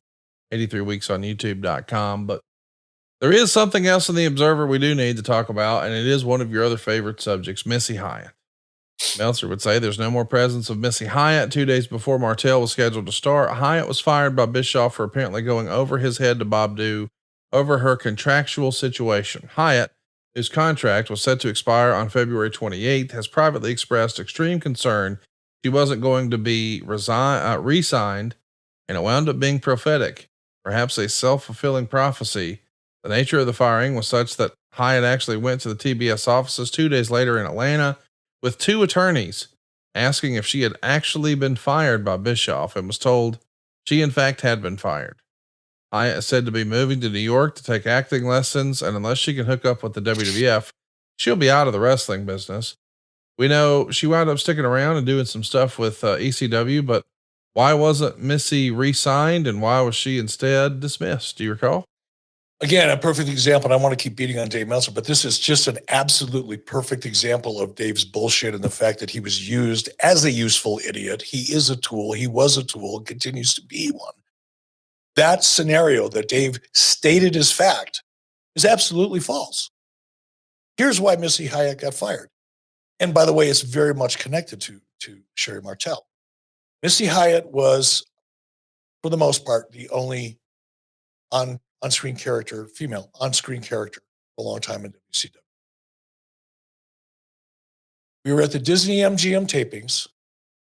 Sherry Martel shows up. Missy has a complete fucking meltdown. Acted like a petulant 12-year-old. Confronted me, made it obvious to everybody on the roster, all the staff that was there. Disney MGM Studios. It was not a giant soundstage. She put on such a tirade and acted like such a child that I made up my mind to fire her. It's that simple. It had nothing to do with, again, Dave trying to paint a picture and a narrative that I'm the type of person that would be offended that someone went over my head, which is, I think, is probably a projection. Dave, it certainly wasn't true for me. My choice at that time was my choice, and going to Bob Dew would not have had anything to do with it. It would have made me laugh at that point. But it didn't happen. It didn't happen. At least not as the catalyst or the inciting incident that led me to firing her. What led me to fire her is she acted like a petulant child because Sherry Martel showed. She didn't want any other women in WCW. That's it. It was pure childish jealousy, and the way she handled it that made me go, you know what? You really don't bring that much value to the equation to begin with. It's not like she was a really great talent. And I just didn't like it. I didn't want that type of person on the roster. So I fired her, but it had nothing to do with her going over my head. As far as her showing up with 2 attorneys to make sure she was really fired, news to me, folks. News to me. But again, it's Dave Meltzer. Well, here's some other news, real life news. There was a stabbing incident we all know about with Arn and Sid over in the UK. And on January 25th, Arn is going to file charges against Sid, actually a civil suit, if you will, asking for in excess of $10,000. I say it that way because in North Carolina, you either have to say your punitive damages are less than $10,000 or in excess of $10,000 for assault and battery here. It was quite the mess. We know Sid's not here, so it's probably not any of WCW's concern at this point. Let's talk about the show. We're finally here. We're 2.5 hours into the program so far, and we're now going to talk about our topic. SuperBrawl is here. The show got 57.8% thumbs down, but it did $110,000 on pay-per-view. The prior year's SuperBrawl only did $95,000. And in fact, there's only a 5,000 purchase dip from Starrcade. So you're paying customers, by and large, they're sticking around. The show's happening here on February 20th from Albany, Georgia in the Civic Center. It's a dreadful undercard and a few strong matches, according to Meltzer. You have a full house. 7,600 fans are there. Only 4,217 were paid fans. The gate is a whopping $39,000. Still not yet in the Monday Night Wars. But it is going to be interesting, this show and how we break it down. We should also mention that a lot of praise was heaped on local promoter Chip Burnham. There was supposedly almost no advance a weekend because the storyline didn't allow them to advertise locally the Flair Vader match until a week before showtime. So they were originally just blocking off the building for 5,500. The late interest allowed them to open it all the way up. Got to give props to my man Chip Burnham here, because if you can't really market the main event until a week out, boy, that's less than ideal. And for them to be able to pull this together and have this size crowd, that's high fives, is it not? Indeed it is. It was a very risky move. And I think it says a lot about the psychology of the consumer. Because again, historically in WCW, it was all about promoting weeks, a month or two in advance if you can. Promote. There was very little emphasis put on spontaneity. This was an experiment in a way that if we held off and created compelling story, at least with regard to the main event, that the buying pattern or habit that we had used in WCW traditionally You should know what your main event is. Start promoting it 6 weeks, 5 weeks, 4 weeks, whatever it is in advance. That's the way you do it. This was kind of a departure from that in the sense that we're going to let the television drive the story, make it obvious shortly before the event itself, hoping that what we did creatively will create an urgency or compel people to go out and buy tickets. That's a different way of marketing and promoting. And it worked. Now, I'm not suggesting that that's the way it should work all the time, but in this particular case, clearly it worked. Well, there's no doubt it worked. Maybe what didn't work is the way the show opens with a pretty lame angle. We're trying to establish Nick Bockwinkel. We've got Michael Hayes, who, as you recall, had quit, but he agrees to come back in for this show. Garvin's going to wheel him out and say he's legit injured and he can't wrestle. And then Bockwinkel is going to come down and lay the law down and says Garvin has to wrestle. And if he doesn't, then Michael Hayes is going to be fined and suspended. So they both start panicking, and you guys leverage the 900 line with Mean Gene to see, hey, did Bockwinkel make the right decision? Give us a call and let us know what you think. 1-900-909-9900. So we're trying to drag a little money in with a Freebird angle here to start the show. Yeah, that's not particularly strong. No.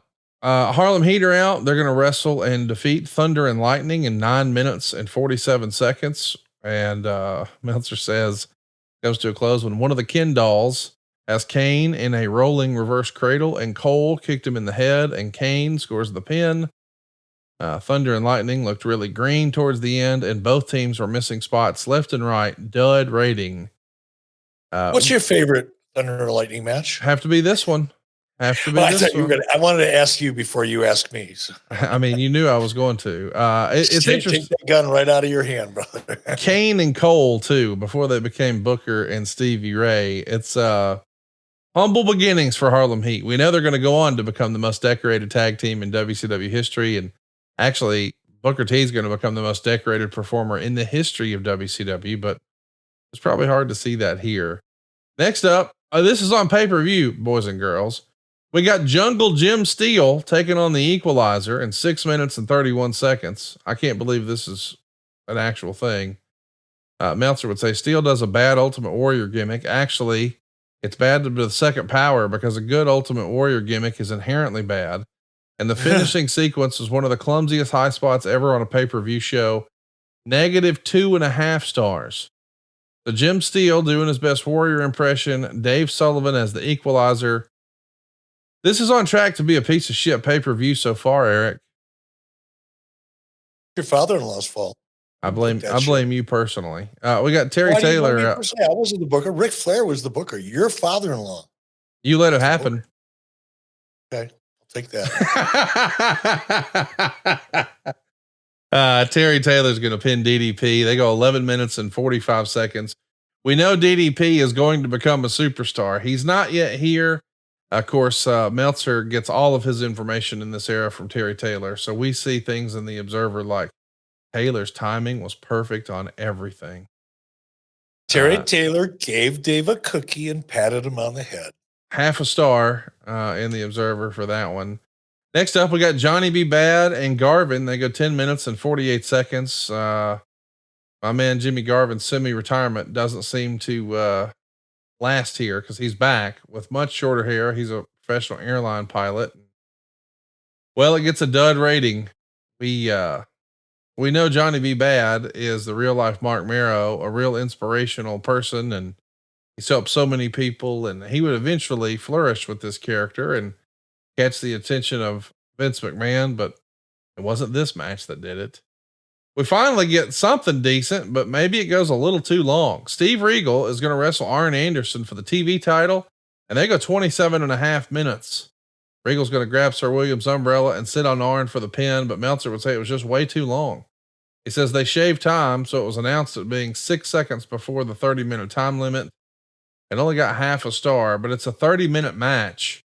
So far, this pay-per-view is dragging, and we respect the hell out of Regal and Arn, but man, you're asking them to follow some bad stuff and to go long. Probably not the best formatting here. Yeah, and I mean, the style of wrestling that Regal and Arn can bring to the table, personally, like, I love it, but it's not dynamic. Right. It's not spot heavy. It's Yes. story heavy. It's actual ground game wrestling heavy. And that just wasn't really the main course that a lot of wrestling fans were looking for, or the dessert that a lot of wrestling fans were looking for. But I personally fucking loved it. I think you would too. I mean, I want everybody to go watch at least the Arn Anderson match forward, because the next match, boy, it is a car crash and one of my favorite ones. It's Nasty Boys taking on Cactus Jack and Max Payne. Meltzer would say it looked more like a major car wreck at the interstate more than a pro wrestling match. We can't possibly describe this to you. It's brutal. Nesty plunges off the apron, cracking your head on the concrete, hitting your head on the guardrail, bleeding from the mouth. I mean, Cactus Jack pulls out all the stops in this to the point where he has to be hospitalized after the match. It's freaking unbelievable. I think you should go out of your way to see it. But Payne is going to do a suplex on Brian Knobbs that looks like it breaks his arm and neck with the bad landing. It turns out it's quote unquote only a dislocated shoulder, but this is going to sideline him for weeks. This match was brought to you by Percocet. 3 stars. Go out of your way to see it. I mean, listen, it's the exact opposite of Arn and Regal. It is a spectacle with a guitar finish. Yes, a guitar. Go out of your way to see it. 3 stars. It's wild. You've seen so many memes of this and so many GIFs or GIFs, whatever you want to call it, of this. This is where the show happened, where the match happened. And Eric and I simply cannot do it justice by talking about it. So pull your Peacock out and watch SuperBrawl IV. You're going to love this one. Now, the next match actually got the highest rating on the whole doggone show. It's Sting teaming up with Brian Pillman and Dustin Rhodes. Doesn't that sound fun? And they're taking on Rick Rude, Steve Austin, and Paul Orndorff in a thunder cage. Pillman's going to pin Austin after Sting press slammed Pillman and throws him into Austin. Meltzer would say Austin was the best wrestler on the show, and this was an excellent match from start to finish. Another big spot was Rhodes going for a bulldog on Rude, but Rude blocked it and dropped Rhodes on the ring post and followed it with a backward superplex. Orndorff with juice. The highlight was Austin on the apron and Rhodes kneed him, and he took a bump and pretty much crotched himself on the cage. After the match, Rude slammed the door on Sting's head and left him laying with a rude awakening to set up their match at the next pay-per-view show. 4.25 stars. This is one of the great forgotten matches in WCW history. It wasn't a main event, so people don't really talk about it, but I want to run through the competitors one more time. Sting, Brian Pillman, and Dustin Rhodes go 14.5 minutes with Rick Rude, Steve Austin, and Paul Orndorff. 4.25 stars. And the takeaway from Dave was, even though Regal was on the show and Arn was on the show and Sting was on the show and Flair's on the show, Steve Austin was the best wrestler on the card. It's a breakout performance for him, and it's setting up Rude and Sting. This is WCW maybe at its best here in 1994, I think. 1994, absolutely. And I had forgotten all about this match, and I am going to go back and watch this because just the level of talent in that ring. Yeah. Working together. I mean, it is noteworthy for sure. I'm going to go back and check it out. Our main event is a rematch. Ric Flair and Vader. They're going to go to a referee stoppage in the Thunder Cage. The boss is going to be the special guest referee. That's Ray Traylor, the former Big Boss Man. They go 11.5 minutes, and there's a lot of great heat and intensity, but it's probably a disappointing match. It's not nearly as good to me as the match that we saw at Starrcade, even though we had a cage. It gets 3.5 stars. It's interesting, I suppose, that you follow up with a rematch in a cage and it's not as good as just a regular match, but that is the case here. Because I wonder why they did it in a cage. I mean, that's a question for Rick. Yeah. But I wonder why they followed up a cage match with a cage match. Well, there wasn't a cage match at Starrcade. It was just a regular match. So they followed a cage match here, but to me, like that match at Starrcade 93 is probably one of the better matches of Flair's whole career as far as story. Do you think, Conrad, not to interrupt you, but do you think it's because it was in a cage and because it takes away some of the mobility and some of the tools? Perhaps. Maybe you feel like because there's a cage, we have to use it. So instead of just doing what we would normally do, we feel like, okay, now we've got to use this thing. So let's force it into the story. They told a great story without the cage. And it's not like there was a ton of outside interference. I mean, I know Harley was there for Vader. That's why the boss man's here, or the boss is here, and he's got handcuffs. The good news is, though, they've announced that Ricky the Dragon Steamboat, who's been interviewed throughout the show and a few times, they let you know he's in line for a title shot at the next pay-per-view. So that's going to lead to the last great Steamboat Flair match, Spring Stampede 1994. So even though this is a 3.5-star match, we know what's coming on the next pay-per-view. It's definitely going to have Rude and Sting and Steamboat and Flair. That's going to be a hell of a match. Overall, though, I thought this show started like just one of the worst WCW, or maybe just worst wrestling pay-per-views in history. Arn and Regal maybe went too long, but that was good wrestling. And then from that point forward, it was great. I mean, the Cactus Jack performance, the cage match with Sting and Austin and others. And then of course, knowing, hey, maybe this isn't as good as the last one, but we're getting Flair Steamboat next. Good stuff. Strong way to finish. I wound up having a thumbs up for this show, but I do wish if you're going to go back and watch it, just go ahead and fast forward the first several matches. What's your takeaway from this one? I agree with you. However, if I put myself back into 1994 and at least try to reflect on a booking philosophy or approach to pay-per-views, the idea that you have less than stellar matches as your warm-up matches, as your pregame.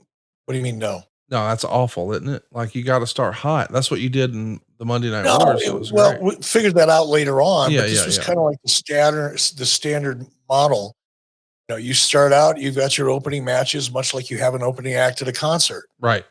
You get the audience ready, you keep them entertained, you get them on the edge of the seat, you prime them, so to speak, for your last 2 or 3 matches on the card. Right. That was the methodology or the thinking, at least in WCW. I don't know what it was like at WWE at the time. It wasn't until later that I went, whoa, wait a minute, things have changed. We have to change with it. You have to adapt. But at that time in 1994, yes, the matches were weak opening up. They weren't great. They weren't even really given that much thought in terms of execution. But I think it ended up so strong and led to anticipation for the next pay-per-view that I would definitely give if I were to go back and say, okay, what on a scale of 1 to 10, what would you give Ric Flair as the booker for this pay-per-view? Given the context of the time that it took place, I'd say it was a 7 or an 8. Right.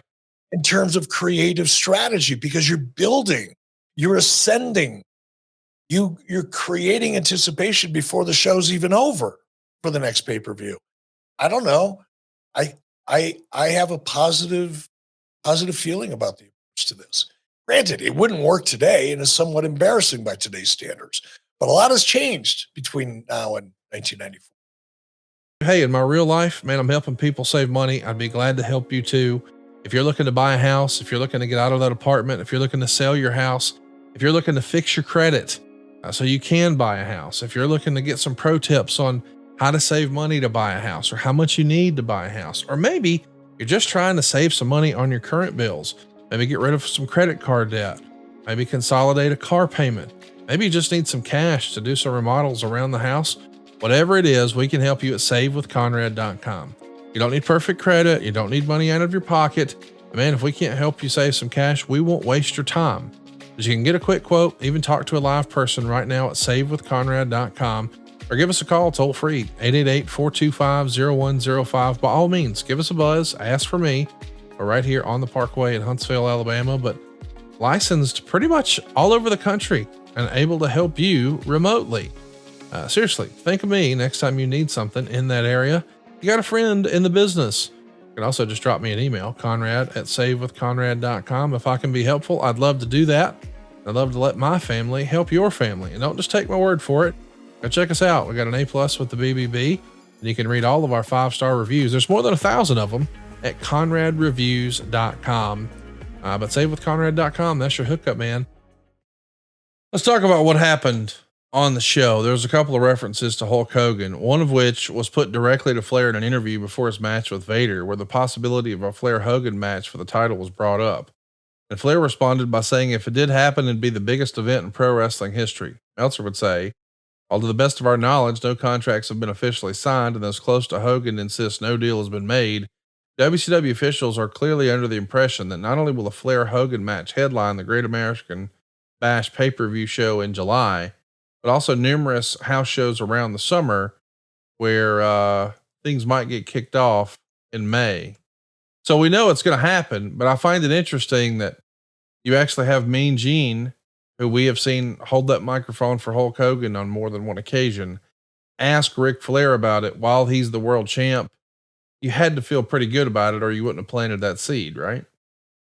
Yeah, and to be clear, it was a risk because we still were in negotiations. That was a fairly long process. And we certainly weren't ready to make any firm announcements in February, but we did feel good about it, and it was worth the risk. And it was a risk. That means there's only one last pay-per-view in WCW history before the Hulk Hogan era begins. Spring Stampede 94. They're going to go out with a bang. Ric Flair and Ricky Steamboat. Just a phenomenal match, a great show. One of the most well-reviewed and revered shows in WCW history. Let's hit a few questions here and then we'll move along. Simon C wants to know, I recently watched Ray Traylor's WCW TV debut a few months prior to SuperBrawl. I noticed he was in his old WWF gear. Once he debuted, did you expect an IP challenge from WWF, or did you think WCW would get away with it? That's a great question. He did start wearing that correctional officer's outfit. Did you think you could pull that off just with a different name? Honest answer is I was so unaware Okay. of trademark and copyright issues and what could happen. And I mean, how many times have you heard me say I was learning on the job? This is a good example of learning on the job. It's not that I thought I could get away with it. To be really honest, I didn't give it any thought at all till after. And I started getting an education. Adam wants to know, can you speculate as to why SuperBrawl IV was the only pay-per-view during this time period to not get a home video release? One would think it was a cost-cutting decision, but the next pay-per-view in succession, Spring Stampede, was released on VHS. So could the omission of SuperBrawl IV to the home video lineup simply have been an oversight within the Turner video production department? Could have been. I'm not sure what the reason was. Turner Home Video, interestingly enough, I believe was run by a guy by the name of Stu Snyder, who went on to become the president of. I'm pretty sure Stu Snyder was the one who oversaw Turner Home Video. Could be wrong. Don't think I am. I'm sure I will be corrected if I am. But that was one of the frustrating things about WCW and the way it was structured is there were certain aspects of our business that we relied upon for revenue that we had no control over. And it very well could have been an oversight, or there could have been a specific reason for it that I wasn't aware of. Aaron Sheen wants to know, what was the backstage feeling with the talent knowing Hogan was coming in? Was anyone threatened about potentially losing their spot?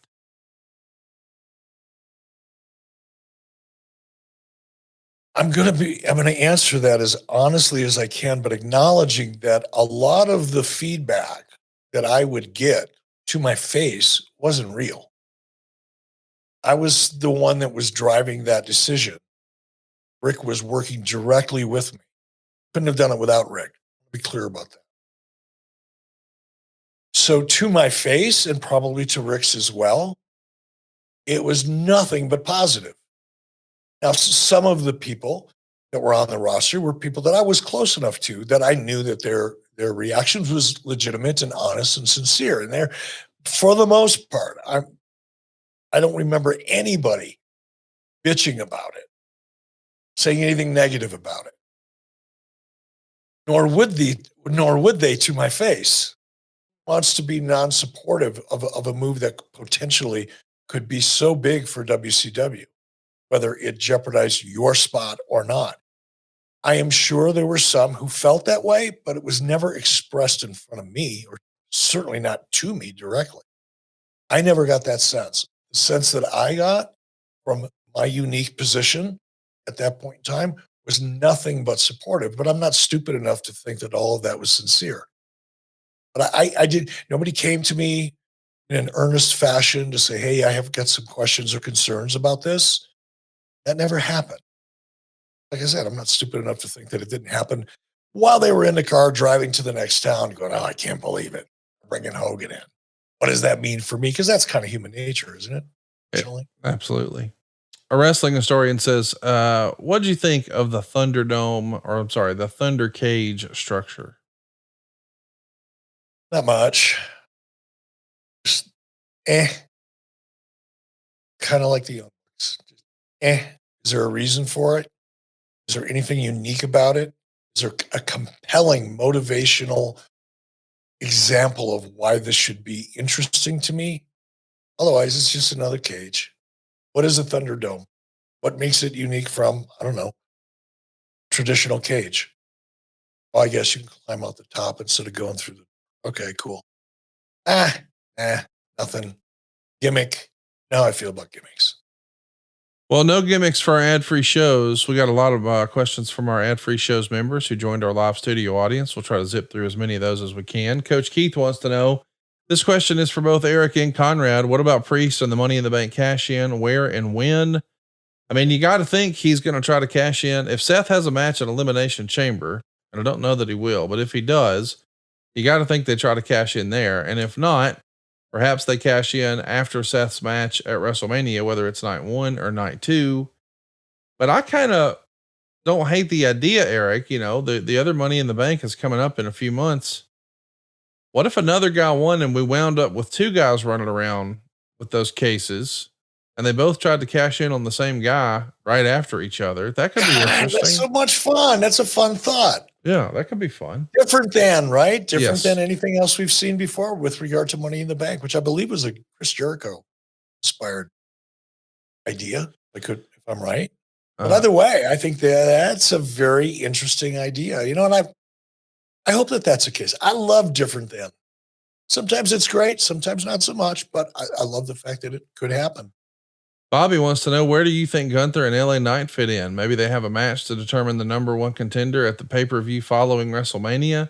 I would assume they split them apart and give title shots on each night. So Logan defends on one night and Gunther defends on another night. Oh, I see. He didn't say Logan. He said LA Knight. Yeah, I could see LA Knight challenging for sure. I think LA Knight wins a title on night 1 or night 2. I don't know if that's against Logan Paul or if that's against Gunther, but I kind of think LA Knight's going to leave Philadelphia with some new gold. I agree. He's got too much momentum. There's no reason to stall it if there's an opportunity to keep it going. But also one of the things I like about WrestleMania, it's not only the event, but WrestleMania historically sets the stage for what's going to happen the rest of the year in some respects. And it's almost like a reset in a way and a springboard. And I love the idea of both Gunther and LA Knight ascending in their roles and will certainly have the potential to do it. PJ Taints wants to know, could you see a situation where WWE buys TNA as another developmental territory? I think. Oh my God. You know what I just thought of? What? What if Vince buys it? Buys what? TNA? Yeah. Okay. Look with that. Why would he do that? I don't know, just freestyling. If they're really trying to unload something, he really does want to get in Maybe. the wrestling I game. can't, I cannot for the life of me imagine a single reason why Vince would want to do that. But listen, he's Vince McMahon is not an easily predictable person. So I'll keep that door open. I just can't imagine it. Me neither. But I was about to finish with, I think the days of developmental territories are gone. Yes. I don't see that ever becoming a strategy again, not with the Performance Center and the quality of talent that's coming out of it. They've found the formula. They've found a way to do what so many people were concerned about. This is one of the things when I first got into management at WCW, and I was, I was learning. I was a sponge. And I'd listen a lot to Ole Anderson. Ole's position was, because Ole believed, you got to go back to the way things we used to do. And one of the things that Ole would talk about all the time was, you're not going to be able to build new stars without a robust house show business, because that's where talent learns. And Ole was of the belief that you could teach people basics in a training environment, in a training center, but you can't give them that real life experience that is so vital building a talent without them going out and performing live. But going back to 1993, 1994, when Ole was beating the drum about this, you couldn't afford to go out and produce live events that were losing money for the sole purpose of developing talent. So there was all these different combinations of how we do that. WWE did it with OVW and other, Smoky Mountain, I would imagine.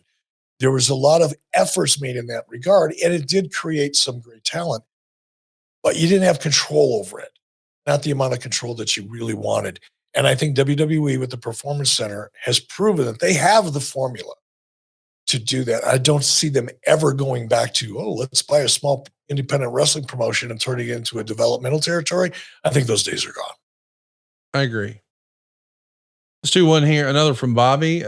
Which is better in your opinion, for each show to have exclusive talent, or the you never know who you'll see approach? Or a little brand split question here. What do you prefer, Eric? I like exclusive talent. It's very difficult. As we've seen, I had the problem. WWE has had that problem from day one. We had two different A shows, SmackDown and Raw. Mine was Thunder and Nitro. It's a real challenge. But if you can crack the code, develop enough talent, discipline yourself over a long enough period of time, you literally can create ideal situations where you're competing against yourself, so to speak. You've got your own internal rivalries, but it takes time. More important than time, it takes discipline. And thus far, it's been pretty difficult to maximize. I think WWE's doing it better than they've ever done it, but still have yet to maximize it. Bobby says, do you feel that the WWE inducted too many people in the early days? It seems now they are fishing for inductees. I've had that thought. For years now. It's like, oh my gosh, at some point they're going to be inducting catering managers. You're going to be inducting cable pullers, WWE Hall of Fame. I don't know. It kind of seems that way because the magnitude of some of the people, when I say magnitude, I'm talking about longevity in the business and accomplishments within the industry over an extended period of time, contributions beyond just great wrestling matches, things like that. They added so many so early on that it gets a little more difficult as time goes on. Here's one from Coach Keith. Just a quick shout out. The AFS family is one of the greatest things that's ever happened to me. Love you guys. We love you, Coach Keith. Nice to see you in Tampa and on the live chat last week. Can't wait to get together again. Christopher North says, you've often said you were just the TV guy early on, not the creative guy. Who handled the Ric Flair training montage? Do you remember what gym you were able to shut down for the shoot? Rick would have orchestrated it all. Rick would have been involved in laying it all out. As far as shooting it, if I had to guess, it would have been Neil Pruitt. I would have assigned the crew. Craig Leathers was our director, but Neil Pruitt did a lot of the on-site kind of ENG style packages that we did. So I would say, again, if I had to bet, Neil Pruitt, Woody Harrelson. What's ENG stand for, Eric? Electronic news gathering, something that's not on set, on location, camera locked down, standing there with a microphone with a big set behind you. Think of it like, if a reporter shows up at the scene of a house that was damaged by a tornado, it doesn't look that great. It's kind of gritty, if you will. It's almost like you had to run up on the scene to report. So it has a more spontaneous feel to the presentation as opposed to something that was done backstage or on a set. Well, that'll do it, boys and girls. We greatly appreciate you guys tuning in today. We did a marathon episode. We're clocking in at right at 3 hours. Appreciate you riding along shotgun. We got back on track, Eric. We weren't just talking about the current news. We were talking about nostalgia. And we're going to be doing that next week. We're going to talk about SuperBrawl 99. What an interesting time in WCW that was. It's Hogan versus Flair again. What's new is old again, or what's old is new again, whatever. Goldberg versus Bigelow, Roddy Piper versus Scott Hall. And this fella named Oscar loses his mask. It's going to be an interesting time in WCW as we take a look at February's SuperBrawl 99 here on the show. If you've got a question for us, it's easy to ask. Hit us up on social media. It's at 83Weeks on Twitter, Instagram, and Facebook. Eric's pretty active over on Twitter. He's at Bischoff. Find him on Instagram. You can see pictures of his beautiful part of the country and his lovely dog. And you can see a lot more at the real Eric Bischoff over on IG. I am at Hey It's Conrad on Twitter, at Hey It's Conrad Thompson over on IG.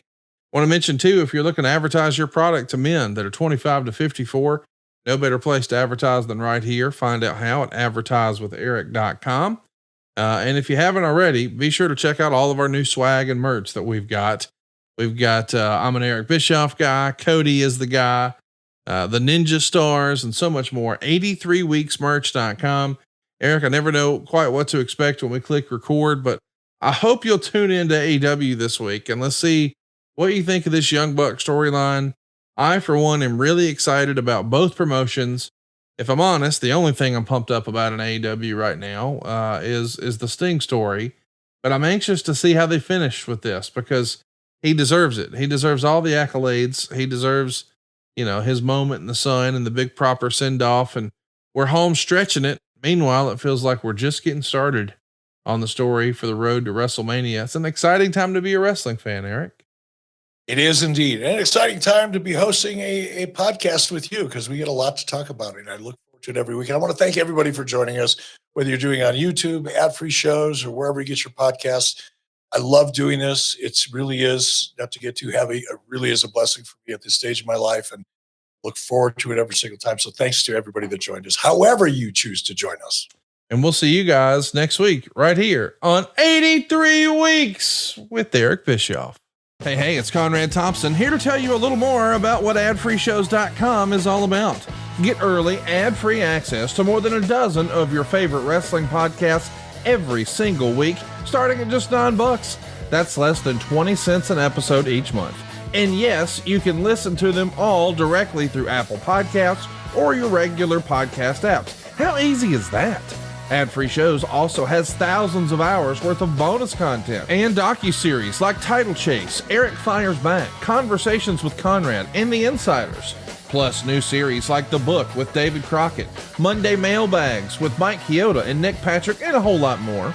And you want to talk about early? You can't get any earlier than listening to the shows live. You can be a part of the live studio audience as we record the podcast.